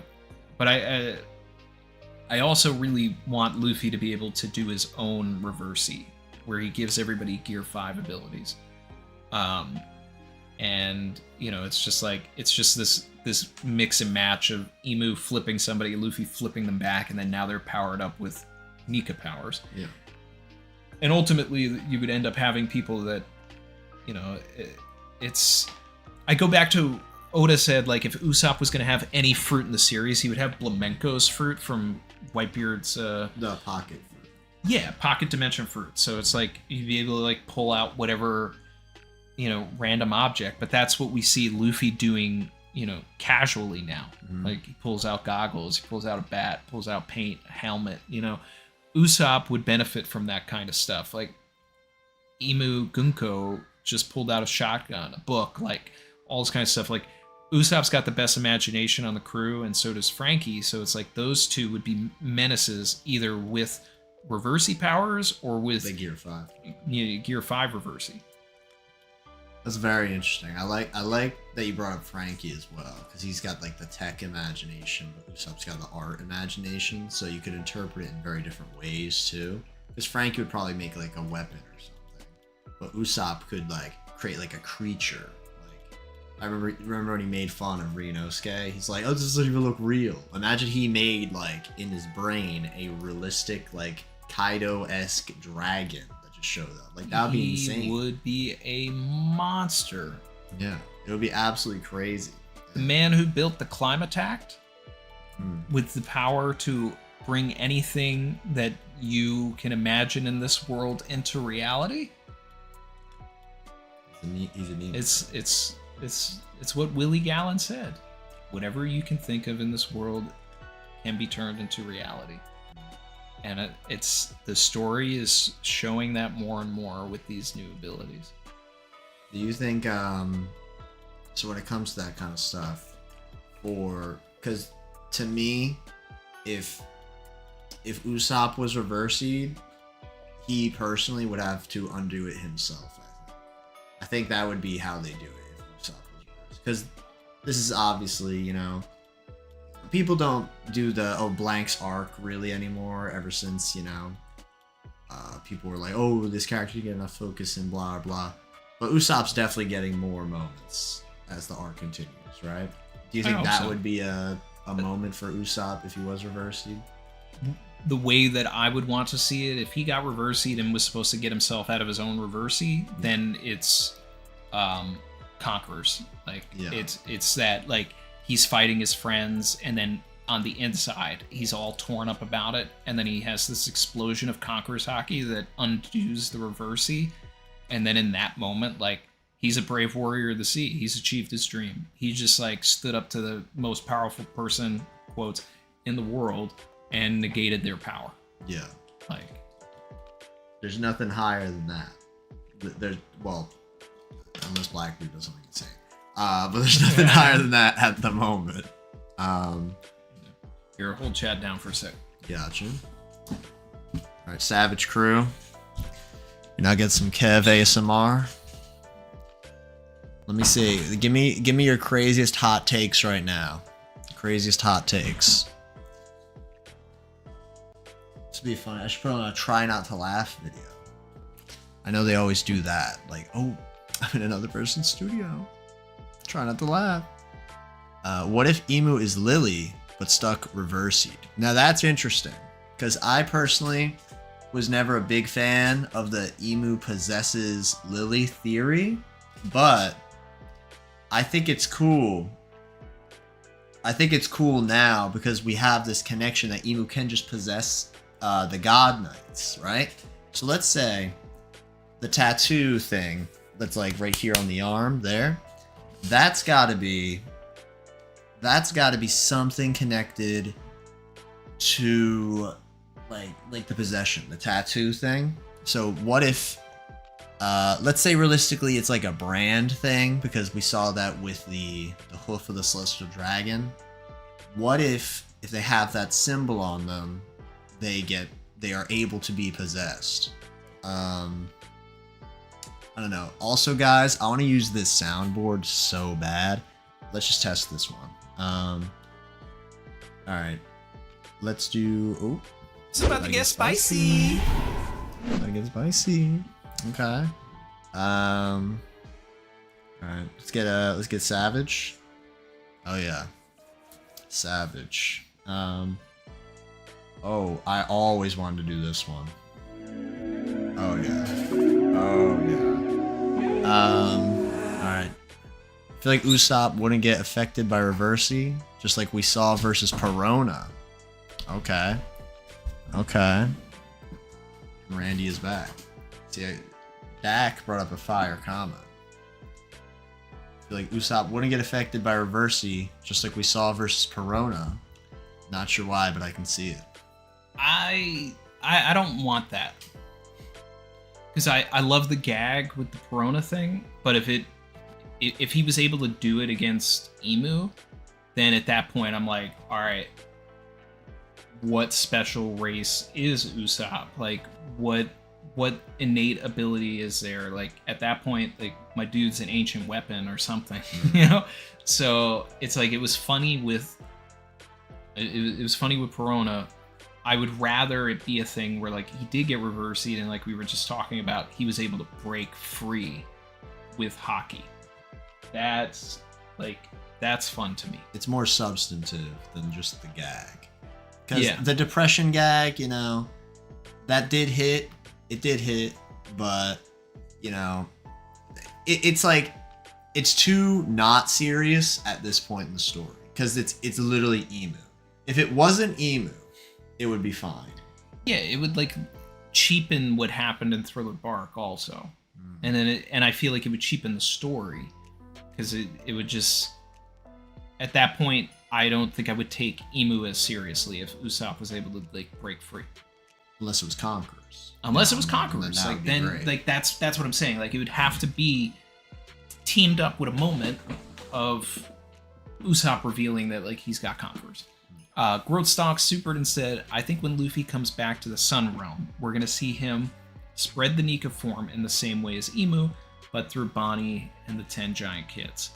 I like the kids being more important to the plot. Yeah, I like the kids because it also goes to show that like it may be a thing where the kids, they don't have preconceived notions that they can't do this or that, and they have to open and free their mind to accept Nika into their hearts.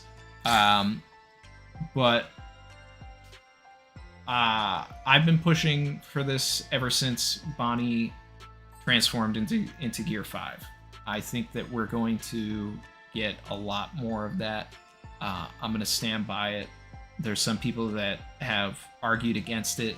I've never seen Naruto. I guess at some point Naruto like does something like that where somebody, I don't know if it's Naruto or whatever, like gives everybody a bunch of powers.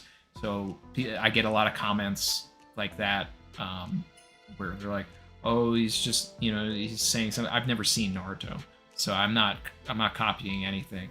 And if that happened there, I still think that that's probably what's gonna happen here.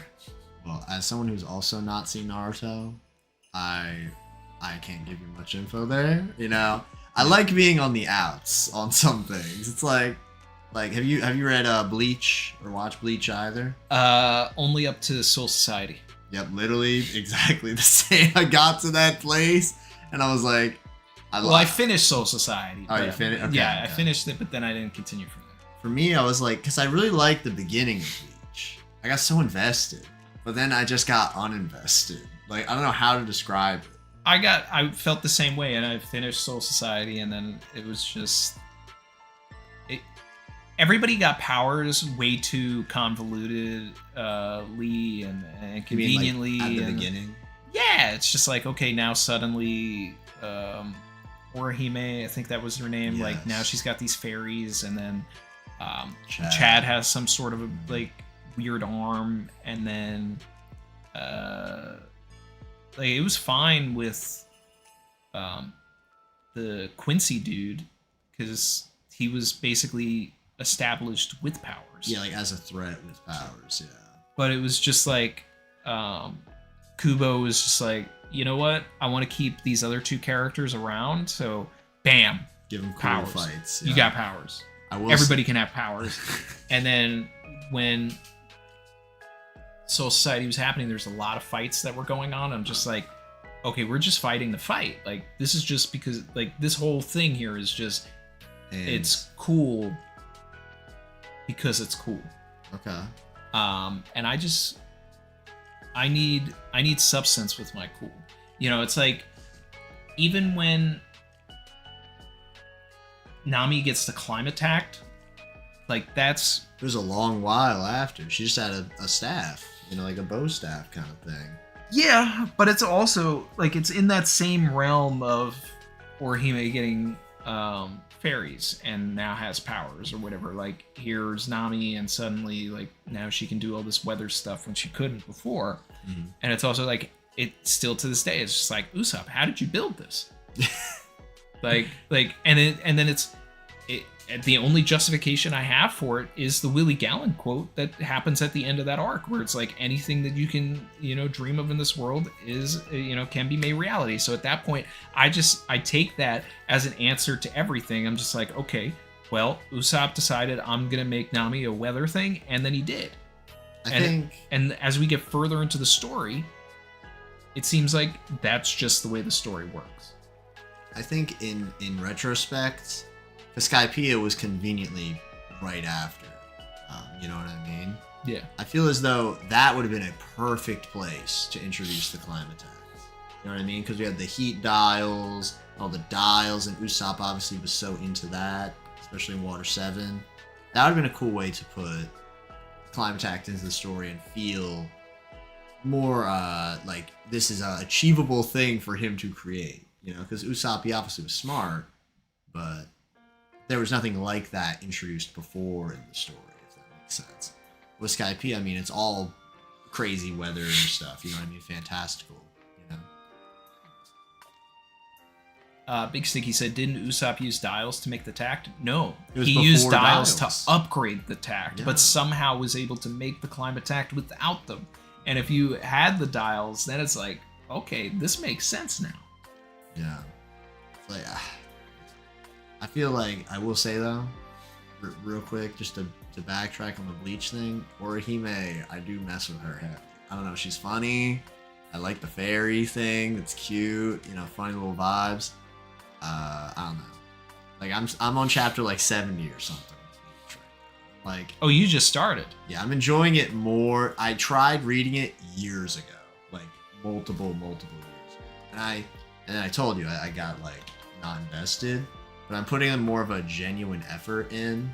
Just be like, you know, sure, I know some things, but I'm kind of like, I want to see how the seeds are planted for those things. You know what I mean? Look, I enjoyed Bleach when I was, you know, watching the beginning. Like this is a I think a systemic problem with anime and manga in the first place, is that like they often have a really great hook. Yeah. They have a great opening, and then they didn't think through where they're going with their story. I've watched so many animes, read so many mangas where it's like you get through, it's like, oh, this is cool, and then the ending, you know, either it never finishes or it just the ending is really unsatisfying, and it's because they get greenlit without knowing what the ending is. And an ending is so important to the story. Exactly. Because as long as you're able to have like a North Star of this ends here, then you can do so much in between to make it feel like that ending is earned. And that was my issue with Bleach, was that it was so obvious that Kubo didn't know where he was going. And I may not have been able to articulate this when I was, you know, a teenager watching it weekly, as it was, you know, being subtitled and everything. But that was another thing too, was I was weekly with Bleach, and then by the time it like started the filler arc, the filler Bount arc, I couldn't do it. So I just never picked it back up. But, you know, there was a lot of things that I enjoyed from it, and I'm not saying that Orihime, you know, and Chad are bad characters. They were among my favorite characters, and I'm glad that they stuck around. I just wish there was more of a reason. Yeah, I just wish their powers were like more, I don't know, just, and I'm talking about something from 20 years ago at this point, which is crazy to think that you know, was that, but 20, probably even longer, 21, 22 years ago. And it's just,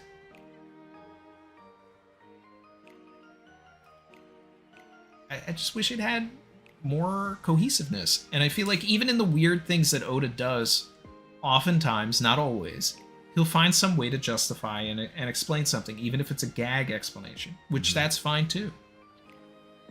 The series has that humor base, you know what I mean? There's always going to be, some things are like, you just gotta take it on the chin, you know. It's a funny thing, but that's what it is, you know.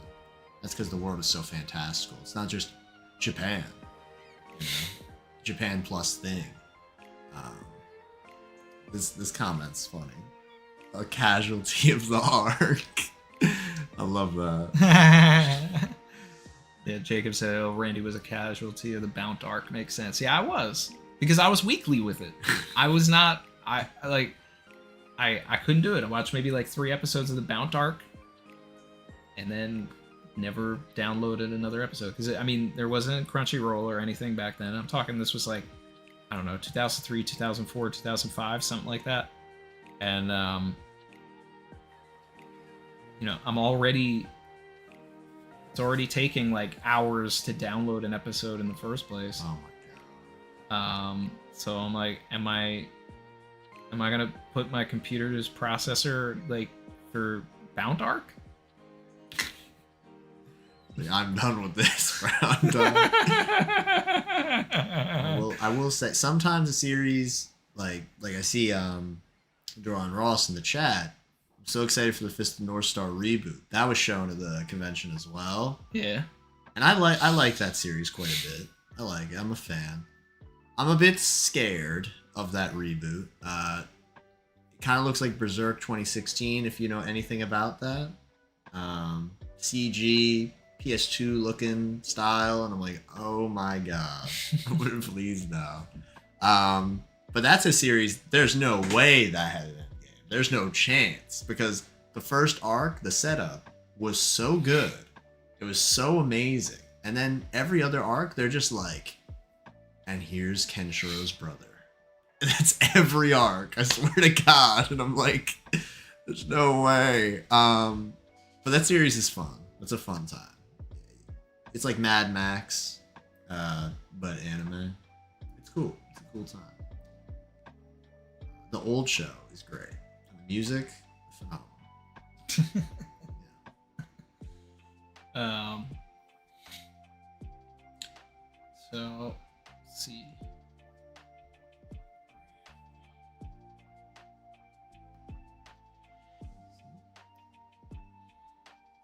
We're hitting the 2-hour mark. Okay. Let's see what else. What else could we talk about? Well, all right. How about this, right? So, when we're thinking about, oh, okay, I got one. So Elbaf, so far, I would say this is definitively one of my favorite post-time skip arcs already because there's been so much great character exploration. So many just great moments, What would you say out of like the top? Yeah.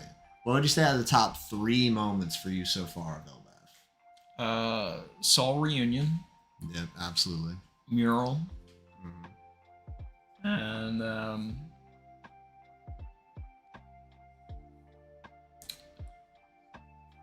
when they revealed the painters.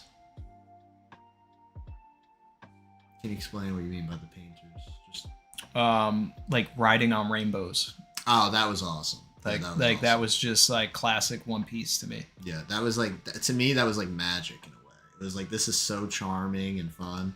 And, I'm not trying to, it's theory for theory. Let's theorize real quick. Oh, and also Lego piece. I really did like the whole Lego section. Lego piece was great. That was great. I loved the fake out of Lego piece where they just broke out and just like, oh, it's a cage and a ship. Like, oh my God, this place that's so giant isn't even close to what it's gonna be. But I do want to get on the painting thing real quick, the rainbow, whatever. Yeah. To me, that kind of signified that the final war in Marie Joie is next. I think it has to be that next. And here's why. So it creates this massive like rainbow all the way up to the sky. And obviously, the final war is going to be a parallel to Marineford. It has to be. And how did Whitebeard appear in Marineford? From below. And how did Luffy appear? From above. So it's only fitting that these rainbows, they ride them all the way up from above, from the blue sea to the red line. I think that'd be an insanely powerful imagery, and it would be really cool, personally. I love that. I'm all in. But now, what does that mean for the destruction of the red line? We don't fully know. But there's a lot there. There's a lot there, I think.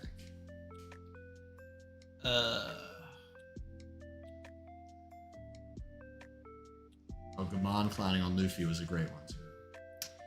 I didn't like Gabon clowning on Luffy as much. Okay. Is there a reason in specific? Or...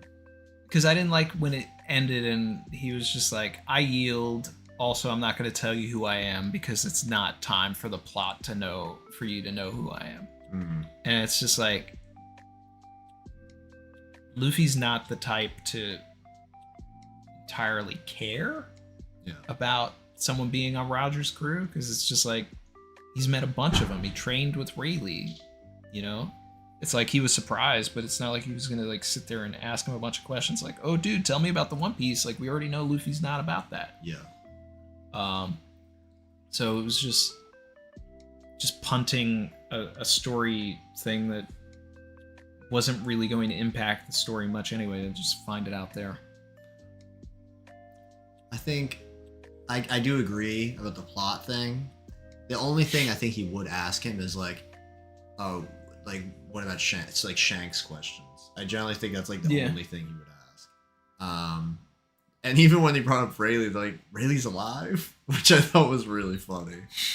But yeah, I don't know. The yield thing I do agree was kind of crazy. It's just like, because you were absolutely destroying them, and just for this key, and the setup for it was really hype. The setup was really hype, but it felt kind of very fast. You know what I mean? Yeah. Raw wants to know your take on the mural. Okay. Well, that's amazing. That's like the theory. You know what I mean? That's the theory right now. So obviously there's a lot there. The first world stuff is going to come in a big way. That's going to come in a huge way. Now, to the full extent, I'm not certain, because there's a lot of like possibilities with it. Like, is the first world the world under the sea? Do you I think that's probably what the first world was, right? That like during Vegapunk's speech, where they showed all that stuff underwater. Well, remember they said that the world flooded twice. Yeah, so it could be even deeper, you know? And for some reason, I kind of have this feeling that these holes that are made, like the Enies Lobby hole and the Lucia hole, like, they might lead to the first world. For some reason, I'm thinking that. Because they're so deep. Like, there's no way there's not going to be something, at least, important with them. Like, the first world also, you know, I'm just thinking about this now, but first world also could be the moon. Absolutely. It could easily be the moon. And it's just... And then it's, you know, the second world is the people that move to Earth from the moon. Oh. The half moon people. Okay. And And that's the half moon are the people that were the firstborns on the new world. Mm-hmm. And yes, the half moon is a D. It's got to be the D. Like, I remember when I read that chapter, I was just like, wait a second. And do you remember... I've been saying that a long time. And the half moon glaive, Dressrosa. That's a big one. It's just like, why did they do that? Why did they split the panel like that? It's too much. And you know what makes it even better? It does the perfect false D, real D thing, because one side is black, one side is white, Luffy and black, but there's just so much there. I do like the idea of the moon, though, because when we saw the first world, there was also like the people going in and collecting the stuff. That could be the automata people, which again, we still know like nothing about, which is just like a whole, you know, rabbit hole to dive into if I were to choose this. I mean, the moon could have been a, you know, a very vibrant world where people lived, and then they farmed all the resources on the planet, which is kind of implied through the little people on the mural or whatever, that they were going down into the center of something and removing the resources. So it's like the moon probably was lush, died, and then they needed to get into a rocket ship and go to one of the other moons that were nearby, one of the other planets. That's where they're at now. Oh, okay. I thought you meant because we know. I think it's like at least 5 moons surround the blue. Isn't it called like the blue planet now? The blue star, blue planet. Yeah. Yeah. So I thought you meant they went to like any other ones, but I mean, what if they did? What if they kept going and going and going, and they're like, this one is so huge that there's no way we can ruin this one, surely. But instead of ruining it, they like hyper managed it, in the case of, Emu, obviously.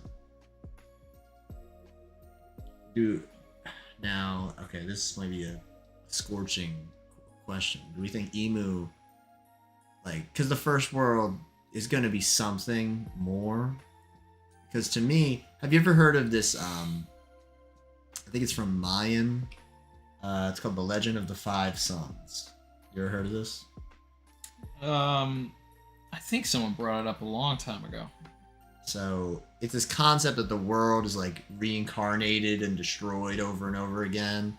And it originally, that was what 2012 was supposed to be. That was like the end. And I think we're currently on the 5th one or the 4th one, like in their point of view. And the first one, it was like, it was a flood, it was fire, it was a hurricane, and then it was like, I think like literally it was jaguars, because jaguars are like a major thing in their culture, obviously, is like a threat. And then the 5th one, after the 5th one, the world is destroyed. Right? Now, personally, I think the 3rd world right now, obviously Luffy is gonna save the day, and there'll be a new world after that. But I really appreciate that, because let's say Oda does do this whole 5 worlds thing and he goes all in on it. It gives the intent that there's something after Luffy. How time keeps going and going and going.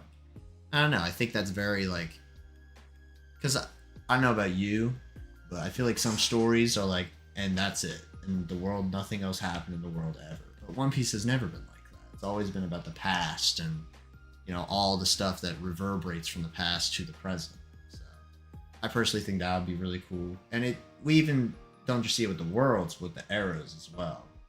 It was Rocks, and then it was Roger, and then it was Whitebeard. Now it's this one, which is just, we don't really know what this one is, So I don't know. I think this world thing is really intriguing, but my main question out of this is, Emu has to have some connection, in my opinion, to this first world. What do you think it could be? Well, first thing it sounds like you're saying is that Oda's doing this till he's 90. Because there's going to be the future after this. Oh yeah, it's going to be second piece. It's going to be 2-piece, of course. Right. So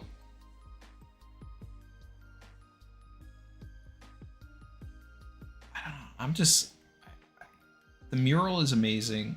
I'm excited to learn more about the Half Moon people. I hope that that's what it means by the D. Yeah. What's your percentage on Enel showing up? So that's one thing I'm like, I don't fully know anymore. Because I've never been an Arouge guy. That's not to say I don't like him. It's just I just don't see the vision as much as other people. I just genuinely don't. But it's we're waiting still. And that's why I was so on the board of he's got to be the 10th Titanic captain. I was so sold on that. Yeah, that would have been fun. Because especially with Bonnie having such a tight connection to Luffy now, I felt like, oh my god. And then of course it was Kuzan. It would have made him a more interesting character. Oh, definitely. But I'm intrigued to see where he goes, obviously, because a lot of people think if Enel is going to come back, Arouge has got to come back, and they have to have some connected history and stuff like that. I don't know. I feel like there's got to be something with them connecting, and obviously if they're there, Skypiea will come back, and Skypiea has to do with Gear 5 and the Sun God and a lot of stuff like that. See, the one thing is, it could be with the Heaven Realm place, because Heaven, God, Rouge is an incredibly religiously themed character. Could be interesting, but I'm very skeptical at this point, because there's already some, Emu is here. Emu is literally here, you know what I mean? If Enel shows up, that's gonna look like nothing in comparison. So it's well, like I feel like if Enel showed up, he would not be a threat. He would not be an antagonist. I feel like he would end up being someone who helped us, someone who like realizes that he is no longer God and that Luffy is, or something. Like that's the only way to like really motivate his character. But I think that there's an opportunity, whether it happens or not, like, you know, we get to the heaven realm and then there's a way from there to quickly reach the moon. And then if we had like a little short moon arc, okay, and then Enel is there and he becomes like this info dump guy for the first world.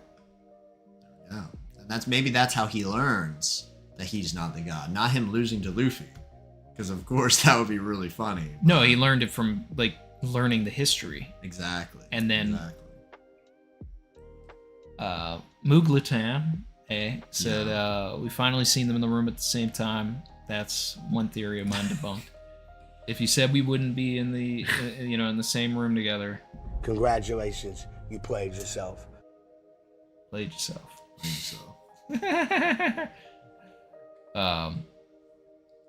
Appreciate you. So you think Enel? Okay, so you think Enel's gonna be on the moon, or in the heaven realm too? I mean, if he shows up, it's because he's been studying something. You know, it's just he can't. Everybody wants Enel to come back, but he can't come back and be a villain. He has to come back as somebody who's like seen the truth of the world and has forever been changed. And it would be the hardest 180 in the series. So I'm gonna take you up on that hardest 180.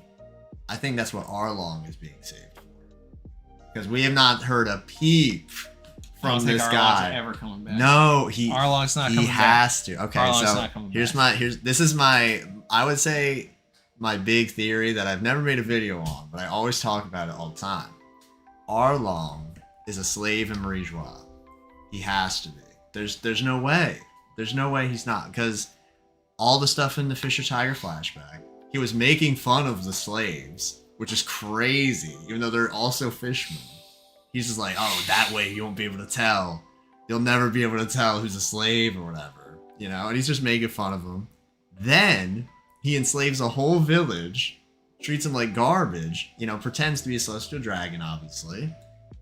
And then we don't hear anything from him, and he's not even in Impel Down. There's got to be something up with that. For me, I think it would be perfect is if the celestial dragons see even like a sun pirate, except Jinbei, because Jinbei is obviously a warlord, they are immediately in Marijois. Like, there's not even a debate. So Arlong's maybe he's moving that sidewalk. Maybe that's what Arlong's up to right now.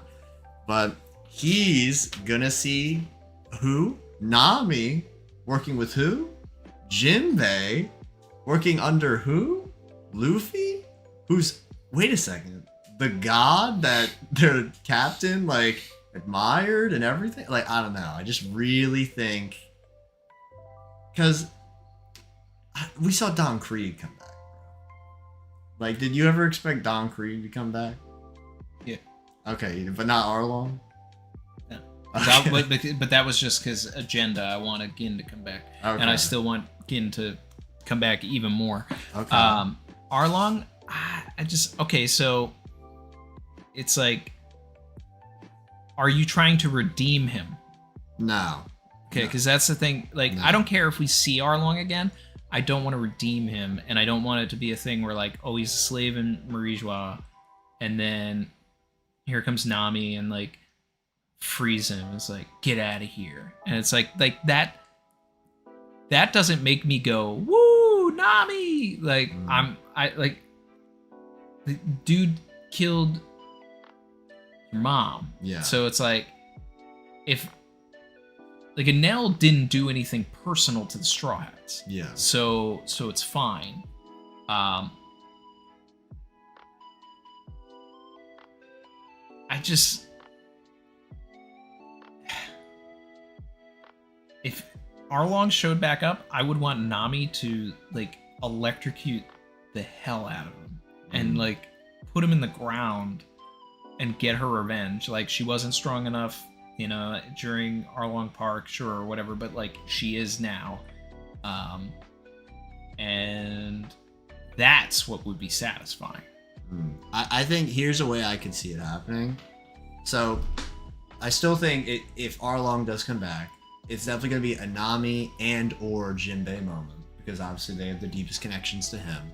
And what would I think go hard? It's this. So he'll probably you know, like Mega Man, like video games, you know, Dr. Wily, how he always does like, oh no, please don't hurt me, you know. It'll be like that. It'll be an exact like moment like that. And then when their guards are down, he'll try to attack them, kind of like Lucci in Egghead, you know what I mean? Like he'll pretend that he's like weak and then try to betray them to show that he's strong, you know. And then because of that, because he's seen as you know, he's going to be put in his place, you know, which is messed up because he obviously would have been put in his place time and time and time again, you know, by the Celestial Dragons, obviously. But just because he thinks like, oh, I'm free now, I can be who I was. Like, no, you can't be. You can't be. I don't want it. I don't want it, you know, unless it's like they see Arlong in a room and like Jinbei and him have like a quick conversation, and then Jinbei looks to Nami and it's just like, you know, and like Arlong asks Jinbei for help, and he's like, sure, I'll give you some help. And then like he walks away, and then Nami walks into the room and the door closes, and then Nami walks out. Okay. You know? Okay. And it's like, you just see like a crispy Arlong on the ground, like in the room. That's crazy. You just see Zeus just over Arlong menacingly. Yeah. Okay. So you do think, but so are you now seeing the vision at least with him coming back? But only in the scenario that I'm saying. Like he's not going to be redeemed. Like he never was going to be redeemed. But like, he would be back. I don't even want him to tag along. I don't want him to join anybody else. I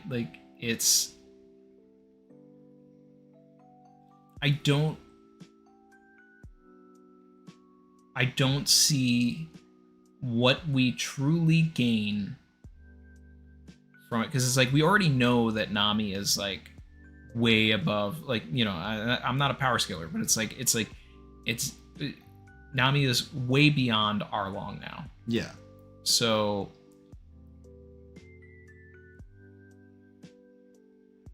there's no point in like elevating Nami to have her take down Arlong. Mm-hmm. So it's like, unless it's a 2 to 3 panel thing, I don't care if I never see Arlong again. Mm-hmm.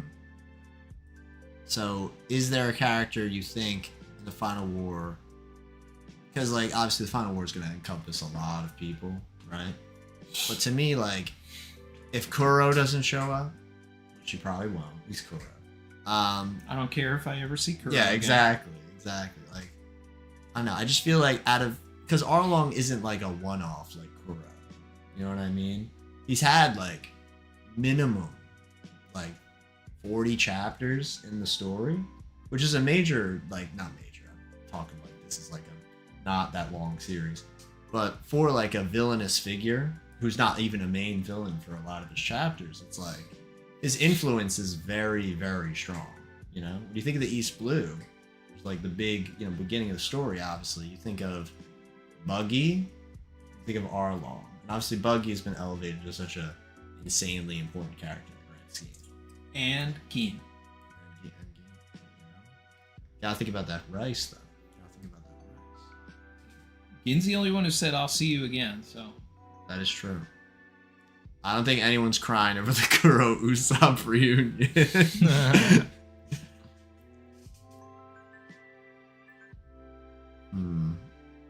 See, hopefully I pronounced this right. Rohal. A more vivid Arlong backstory. We kind of got the vivid Arlong backstory through the Fisher Tiger flashback, and even in Sabaody, we saw that him, Hachi, and I think it was Chu as well. Like they would go there. We know a lot about Arlong, like his past. You know what I mean? So I don't fully think we need a backstory, to be honest with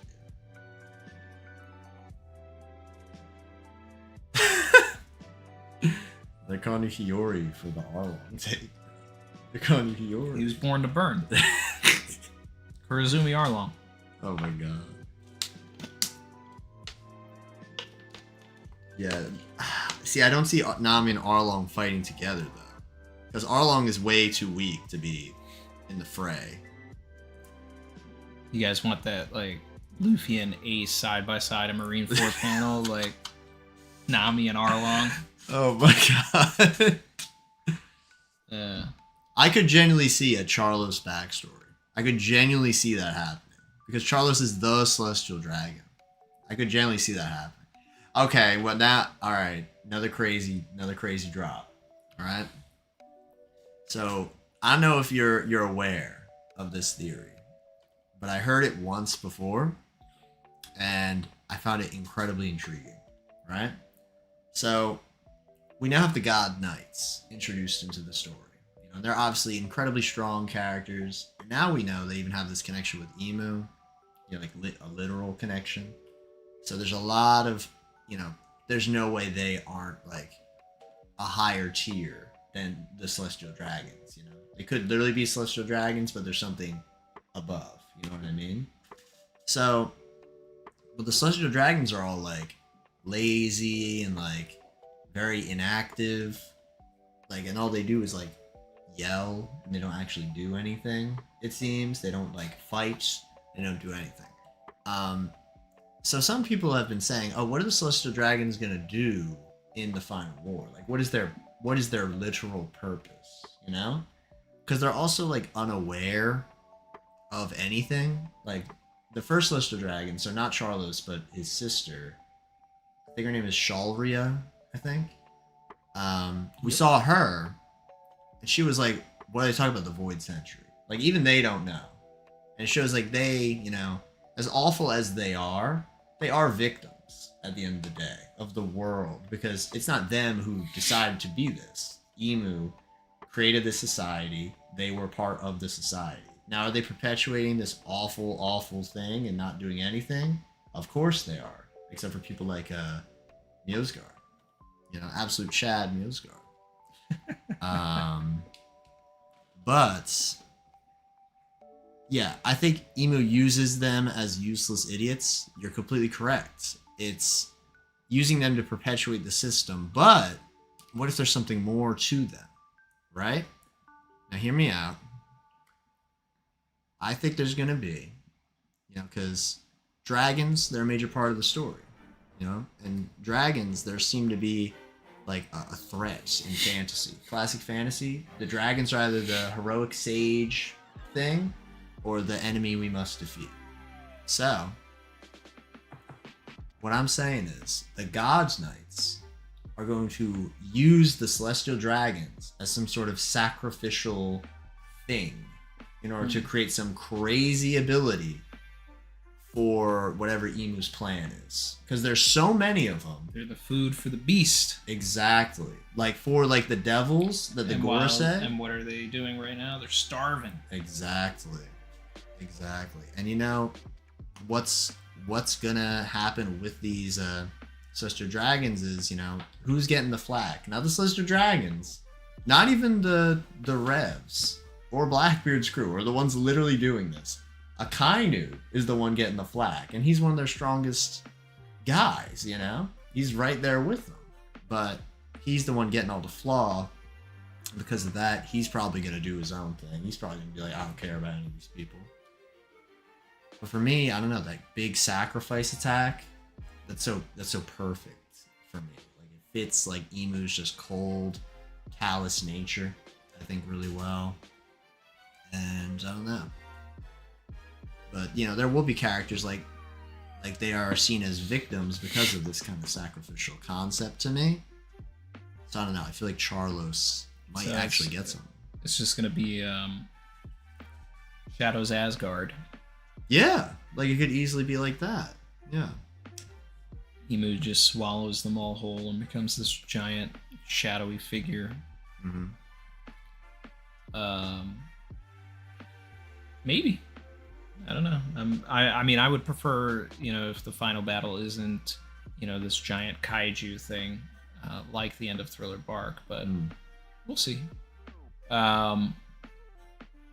Any last thoughts in the chat, guys? I think we're gonna start wrapping things up here because we're past the 2-hour mark. I want to appreciate everybody for joining us today. We'll see if anything interesting comes in. Drop it down, and then we'll take the last couple here and wrap it up. See, where was it? Moog, the fan thing resets every stream. Yeah, so Will of Dream says, Slister Dragon, Blood or Souls, maybe need to keep Emu alive. That kind of gives me like the Big Mom soul tax thing. Yep. Yeah, that's interesting. Pawns into queens. That would add to the chess thing from earlier, like the game kind of concept. I'm messing with that. I'd rather see Emu just Reversy all of the Celestial Dragons, and then suddenly like they're competent fighters because they're just. I could easily see that. Cone Killer Confused. I remember for 32 months said, Kev, were the horses in JoJo drawn or CG? Okay, so the horses. They talked a lot about the horses because for do you know anything about the series that it's going to be adapting or not really? So the concept of this JoJo section is that it's a horse race across the U.S. They start from like California to Philadelphia, kind of like this Collab, but it's to New York, Manhattan. It's really cool. It's a really cool time. Great Western vibes. Very cool show. I would actually really recommend you watch it.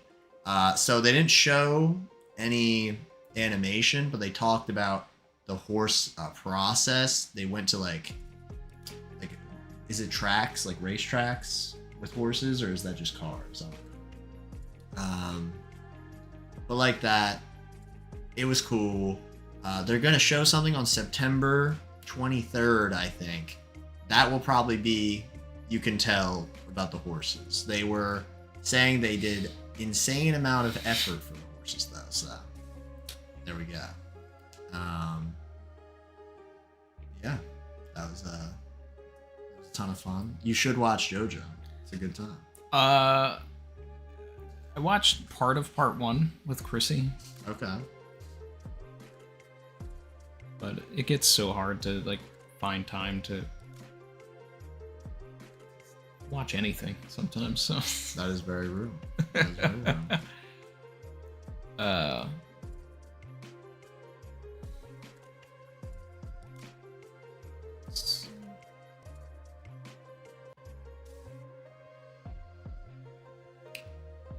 Moonkey said Luffy's our pirate protagonist. Kobe and Sabo are our other protagonists of their own stories at the side of the Marines and the Revolution Army. Do you agree? I feel like Oda is good at juggling this idea that this world moves at the same time that we follow the Straw Hats, but everybody else is also doing things and living their own journey as well. So yeah, they're protagonists of their own story for sure. Unless there's some crazy timey-wimey stuff going on right now. Yeah, and I would love to see their perspectives. I would love to see the B and C stories. I like when we step away from the crew and look at everything else. Let's see, catching up here. Any thoughts on Mosa and who attacked Marishwa? So I think we brought this up earlier and then got sidetracked, but I don't know who Mosa is, but I think that they will get introduced in the flashback. Okay. I am hesitant to think that Mosa is somebody that we know. I feel like it's being set up to be like, oh, guess what? You're gonna be surprised when it's, you know, when you find out who's on the other side. I don't know if we will be surprised. I think we'll get a little more context on who Loki is, and then we'll meet someone that is close to him in the flashback, and then that'll be Mosa. Now, if that person in the flashback and the thing and in the present also happens to have some sort of lore outside of anything else, like say hypothetically like Mosa's Wangzhe or something, like that could be interesting. But I don't think that it's his mom. I don't think it, you know, or Ida or anything like that. I think it's got to be somebody different. I don't think it's someone that's been around for the entire series either. So, because I remember, I think it was your last stream or the one before, you were talking a lot about Kureha. What about Kureha being most possible?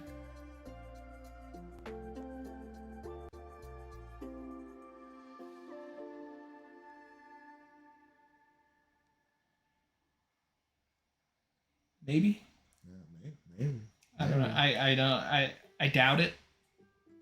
I honestly doubt it, but I think that if we were going to see Kureha in the first place, we would have seen her in the Herald section and not the Loki section, though. Okay.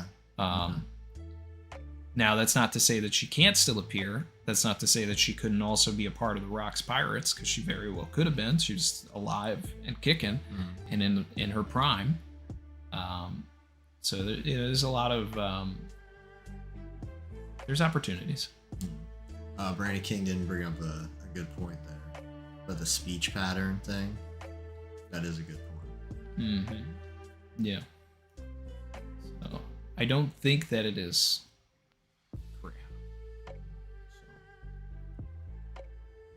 But I would love to find out that like Kureha was Louis Arnault's wife or something, tied into the historical, lover or something. And then it's like he wrote the book on Little Garden and named Little Garden, and then she was familiar with Kestia and was like, oh, have you been going around a prehistoric island? It's like, well, is she tied to Louis Arnault then? Like that seems more likely to me. And then like if she was tied to Elbaf in that way, it would be via Louis Arnault. Definitely like that, because why would they bring them back up in the beginning if not to have some? Well, it was also Math Piece. It was the exact anniversary of the first Louis Arnault quote. Yeah. 25 years apart or something like that.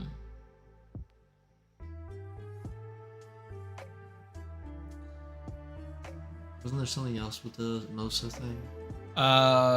Who's attacking the Holy Land right now? Why is it on fire? I like I said, I think it might be a Kainu. I think it might be a Kainu's like crash out. He's finally fed up. He's finally fed up with dealing with these people. And then when we cut back, they'll be like, oh, the Marines are no longer working for the world government. That would be an insane reveal. You know what I mean? Because we already know the world government is doing their own thing for the One Piece. What if a Kainu wants the One Piece now? I know. It's kind of crazy, but a Kainu is not going to be under the thumb of Emu the whole time. Surprise, motherfucker! I don't know. I feel like that leads us to an Akainu redemption arc, and that's like that's the absolute number one person I do not want to be redeemed. But if he's like fighting someone and it's getting so crazy that his magma is burning the Holy Land, like that's interesting. I don't think that it's the Revolutionary Army because they just left, so they're not going back. If anything, it's Blackbeard warped over there and then pitched Garp, so that he could get Hachinosu recognized as a recognized state. They said no, and then he goes scorched earth, or like Devon pretends to be Saturn and then runs into Figureland or one of the other Gorosei, and they know that Saturn is dead, but it hasn't been publicly revealed that Saturn's dead. So the whole plan goes crazy because it's like Saturn's dead. Why are we seeing Saturn? Oh, it's a shapeshifter. What is Blackbeard after? He somehow gets whatever he's after hidden beneath, you know, the Holy Land. And because Blackbeard has to win. He always has to win. And it is interesting that, like, that would all be happening while Emu isn't there, which would then justify how Blackbeard actually does win and get away with whatever Emu has, or, you know, something like that. I definitely like that, because it feels like if Saturn did show up, that would be a perfect reason for Akainu to freak out, because Akainu probably doesn't know about the forms. Do you think he knows the demon form? I feel like he doesn't. What demon forms? Like the Gorosei when they transformed and they like look like monsters. Yeah, but I mean, he might now. Oh yeah, maybe that's it. I also completely agree with you. Akainu should not be redeemed whatsoever. But I don't know, it seems like an ego thing he would do. Like, I'm gonna be in charge. I'm not gonna do it like your bidding anymore. I just feel that, you know? Especially if he finds about the monsters. Like, maybe he'll be like, they're not gonna get the One Piece. But that, again, the way I say it makes it sound like that's like he's doing it for a good reason. So it's a tricky area. Moonki said, what about the red-haired pirates? If the red-haired pirates who just left Elbaf not very long ago made it to the Holy Land in that short amount of time, then Shanks can use the Mark of the Abyss and can teleport. Because it's just that the timing on that. I don't know. And we know he has the tattoo. Well, had the tattoo. Yeah. Which is interesting. But he bet that tattoo on the new era, so. Yeah, true. Big Stinky said, Kev, Randy needs to know, did Yamcha, Tien, and Krillin deserve a glow-up? Are Tien edits canon? Oh, well, I can't sing the song because YouTube copyrights the songs, even if you sing them now. But the Tien edits, I mean, they gotta be canon. They go too hard. Now for me, Krillin, to me, deserved the biggest glow up of the three, because Krillin and Goku, they were this. See, they were this. And Yamcha was after Krillin. But I love Vegeta. Vegeta's my guy. You know, it's hard not to like the GOAT. But these three, they definitely got pushed aside, which is tragic, you know what I mean? Those three are my top three. You're in Dragon Ball FighterZ, you're like, I'm only the humans. Pretty much. Yep, there we go. Sometimes if I'm gonna play any Saiyan, it's Trunks. Okay. I will say though, I feel even worse for them now, because now Broly's actually canon, and I love him. So it's like, no, not Broly. So now we have another Saiyan who's really cool and strong and powerful, and like now seen as equal. Like Trunks, I think, is even getting kind of sidelined, which is crazy. Because, you know, Broly's now like, oh yeah, I'm training with Vegeta and Goku now. Like it's crazy. But no, Krillin definitely deserved the biggest of the. That's me though, Krillin, I think, because Krillin was right there ever since he was a kid with Goku. I knew someone was going to bring it up, and it was Dak. Okay. Wait, if time moves slower in LMF, then maybe Shanks has more time to move than we think. I'm not playing this time dilation thing. I'm not doing it until it's like fully confirmed. I'm just not doing it. I can't. I feel like 20 minutes of the last stream was spent on it. I can't do it anymore. Until it's fully proven, I'm not even entertaining it. Well, 20 minutes in giant time is an hour, so, you know, what if an hour was on stream? Yeah. It's always the timey-wimey. If you get into timey-wimey stuff, and One Piece is already insane. We already have time travel. And that's already a lot. Yeah. But, you know, time dilation, now we're at another level. Things are gonna get hyperbolic. I don't know. I just want Scopper to train our guys. Let's do a little mini time skip. Everybody loses and then everybody gets stronger. All right, guys. I think we're gonna call it here. And this was awesome. We had a IRL collab, second one on the channel. I want to thank Kev for joining us here on the West Coast from the East Coast. From Philly to LA, kind of crazy. Really crazy, different like culture shock little things, which is fire. Seeing mountains, really weird. Really cool, really weird. Yeah, shouts to the Savage crew. Wow, shouts to the Savage crew. As a wrenchman myself, I see a lot of wrenches in the chat, and a lot of W's as well. Oh yeah. Yeah.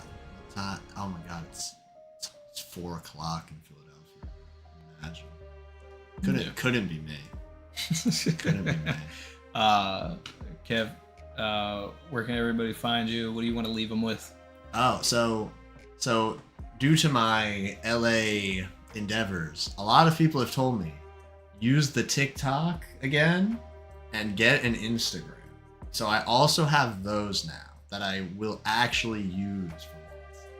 But obviously the stuff is down below. I put out a community post about those cosplays. If you want to see like the 3 missing poneglyphs, we gotta see those. Oh, cabbage. That's kind of cursed. I don't know. I like it, but it's kind of cursed. Yeah, I should have. I have a video concept. I told Randy about it earlier, but I'll keep it very hush hush. But it's about going to a specific building nearby that I could only go to here, which adds to my amazing tax deductible business trip that this is somehow. But yeah, absolutely great time.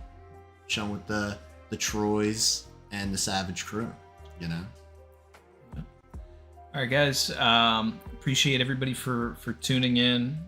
Be sure to leave a like, drop a comment, so it pops up in the algorithm and people can listen to the conversation. And we will be back here for 11:54 to continue this flashback on Sunday. Hope everybody enjoyed this. Hope we had some heaters here. And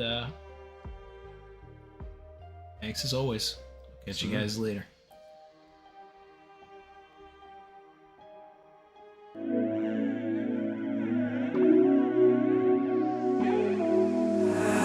I've been swimming deep, deep. Savage.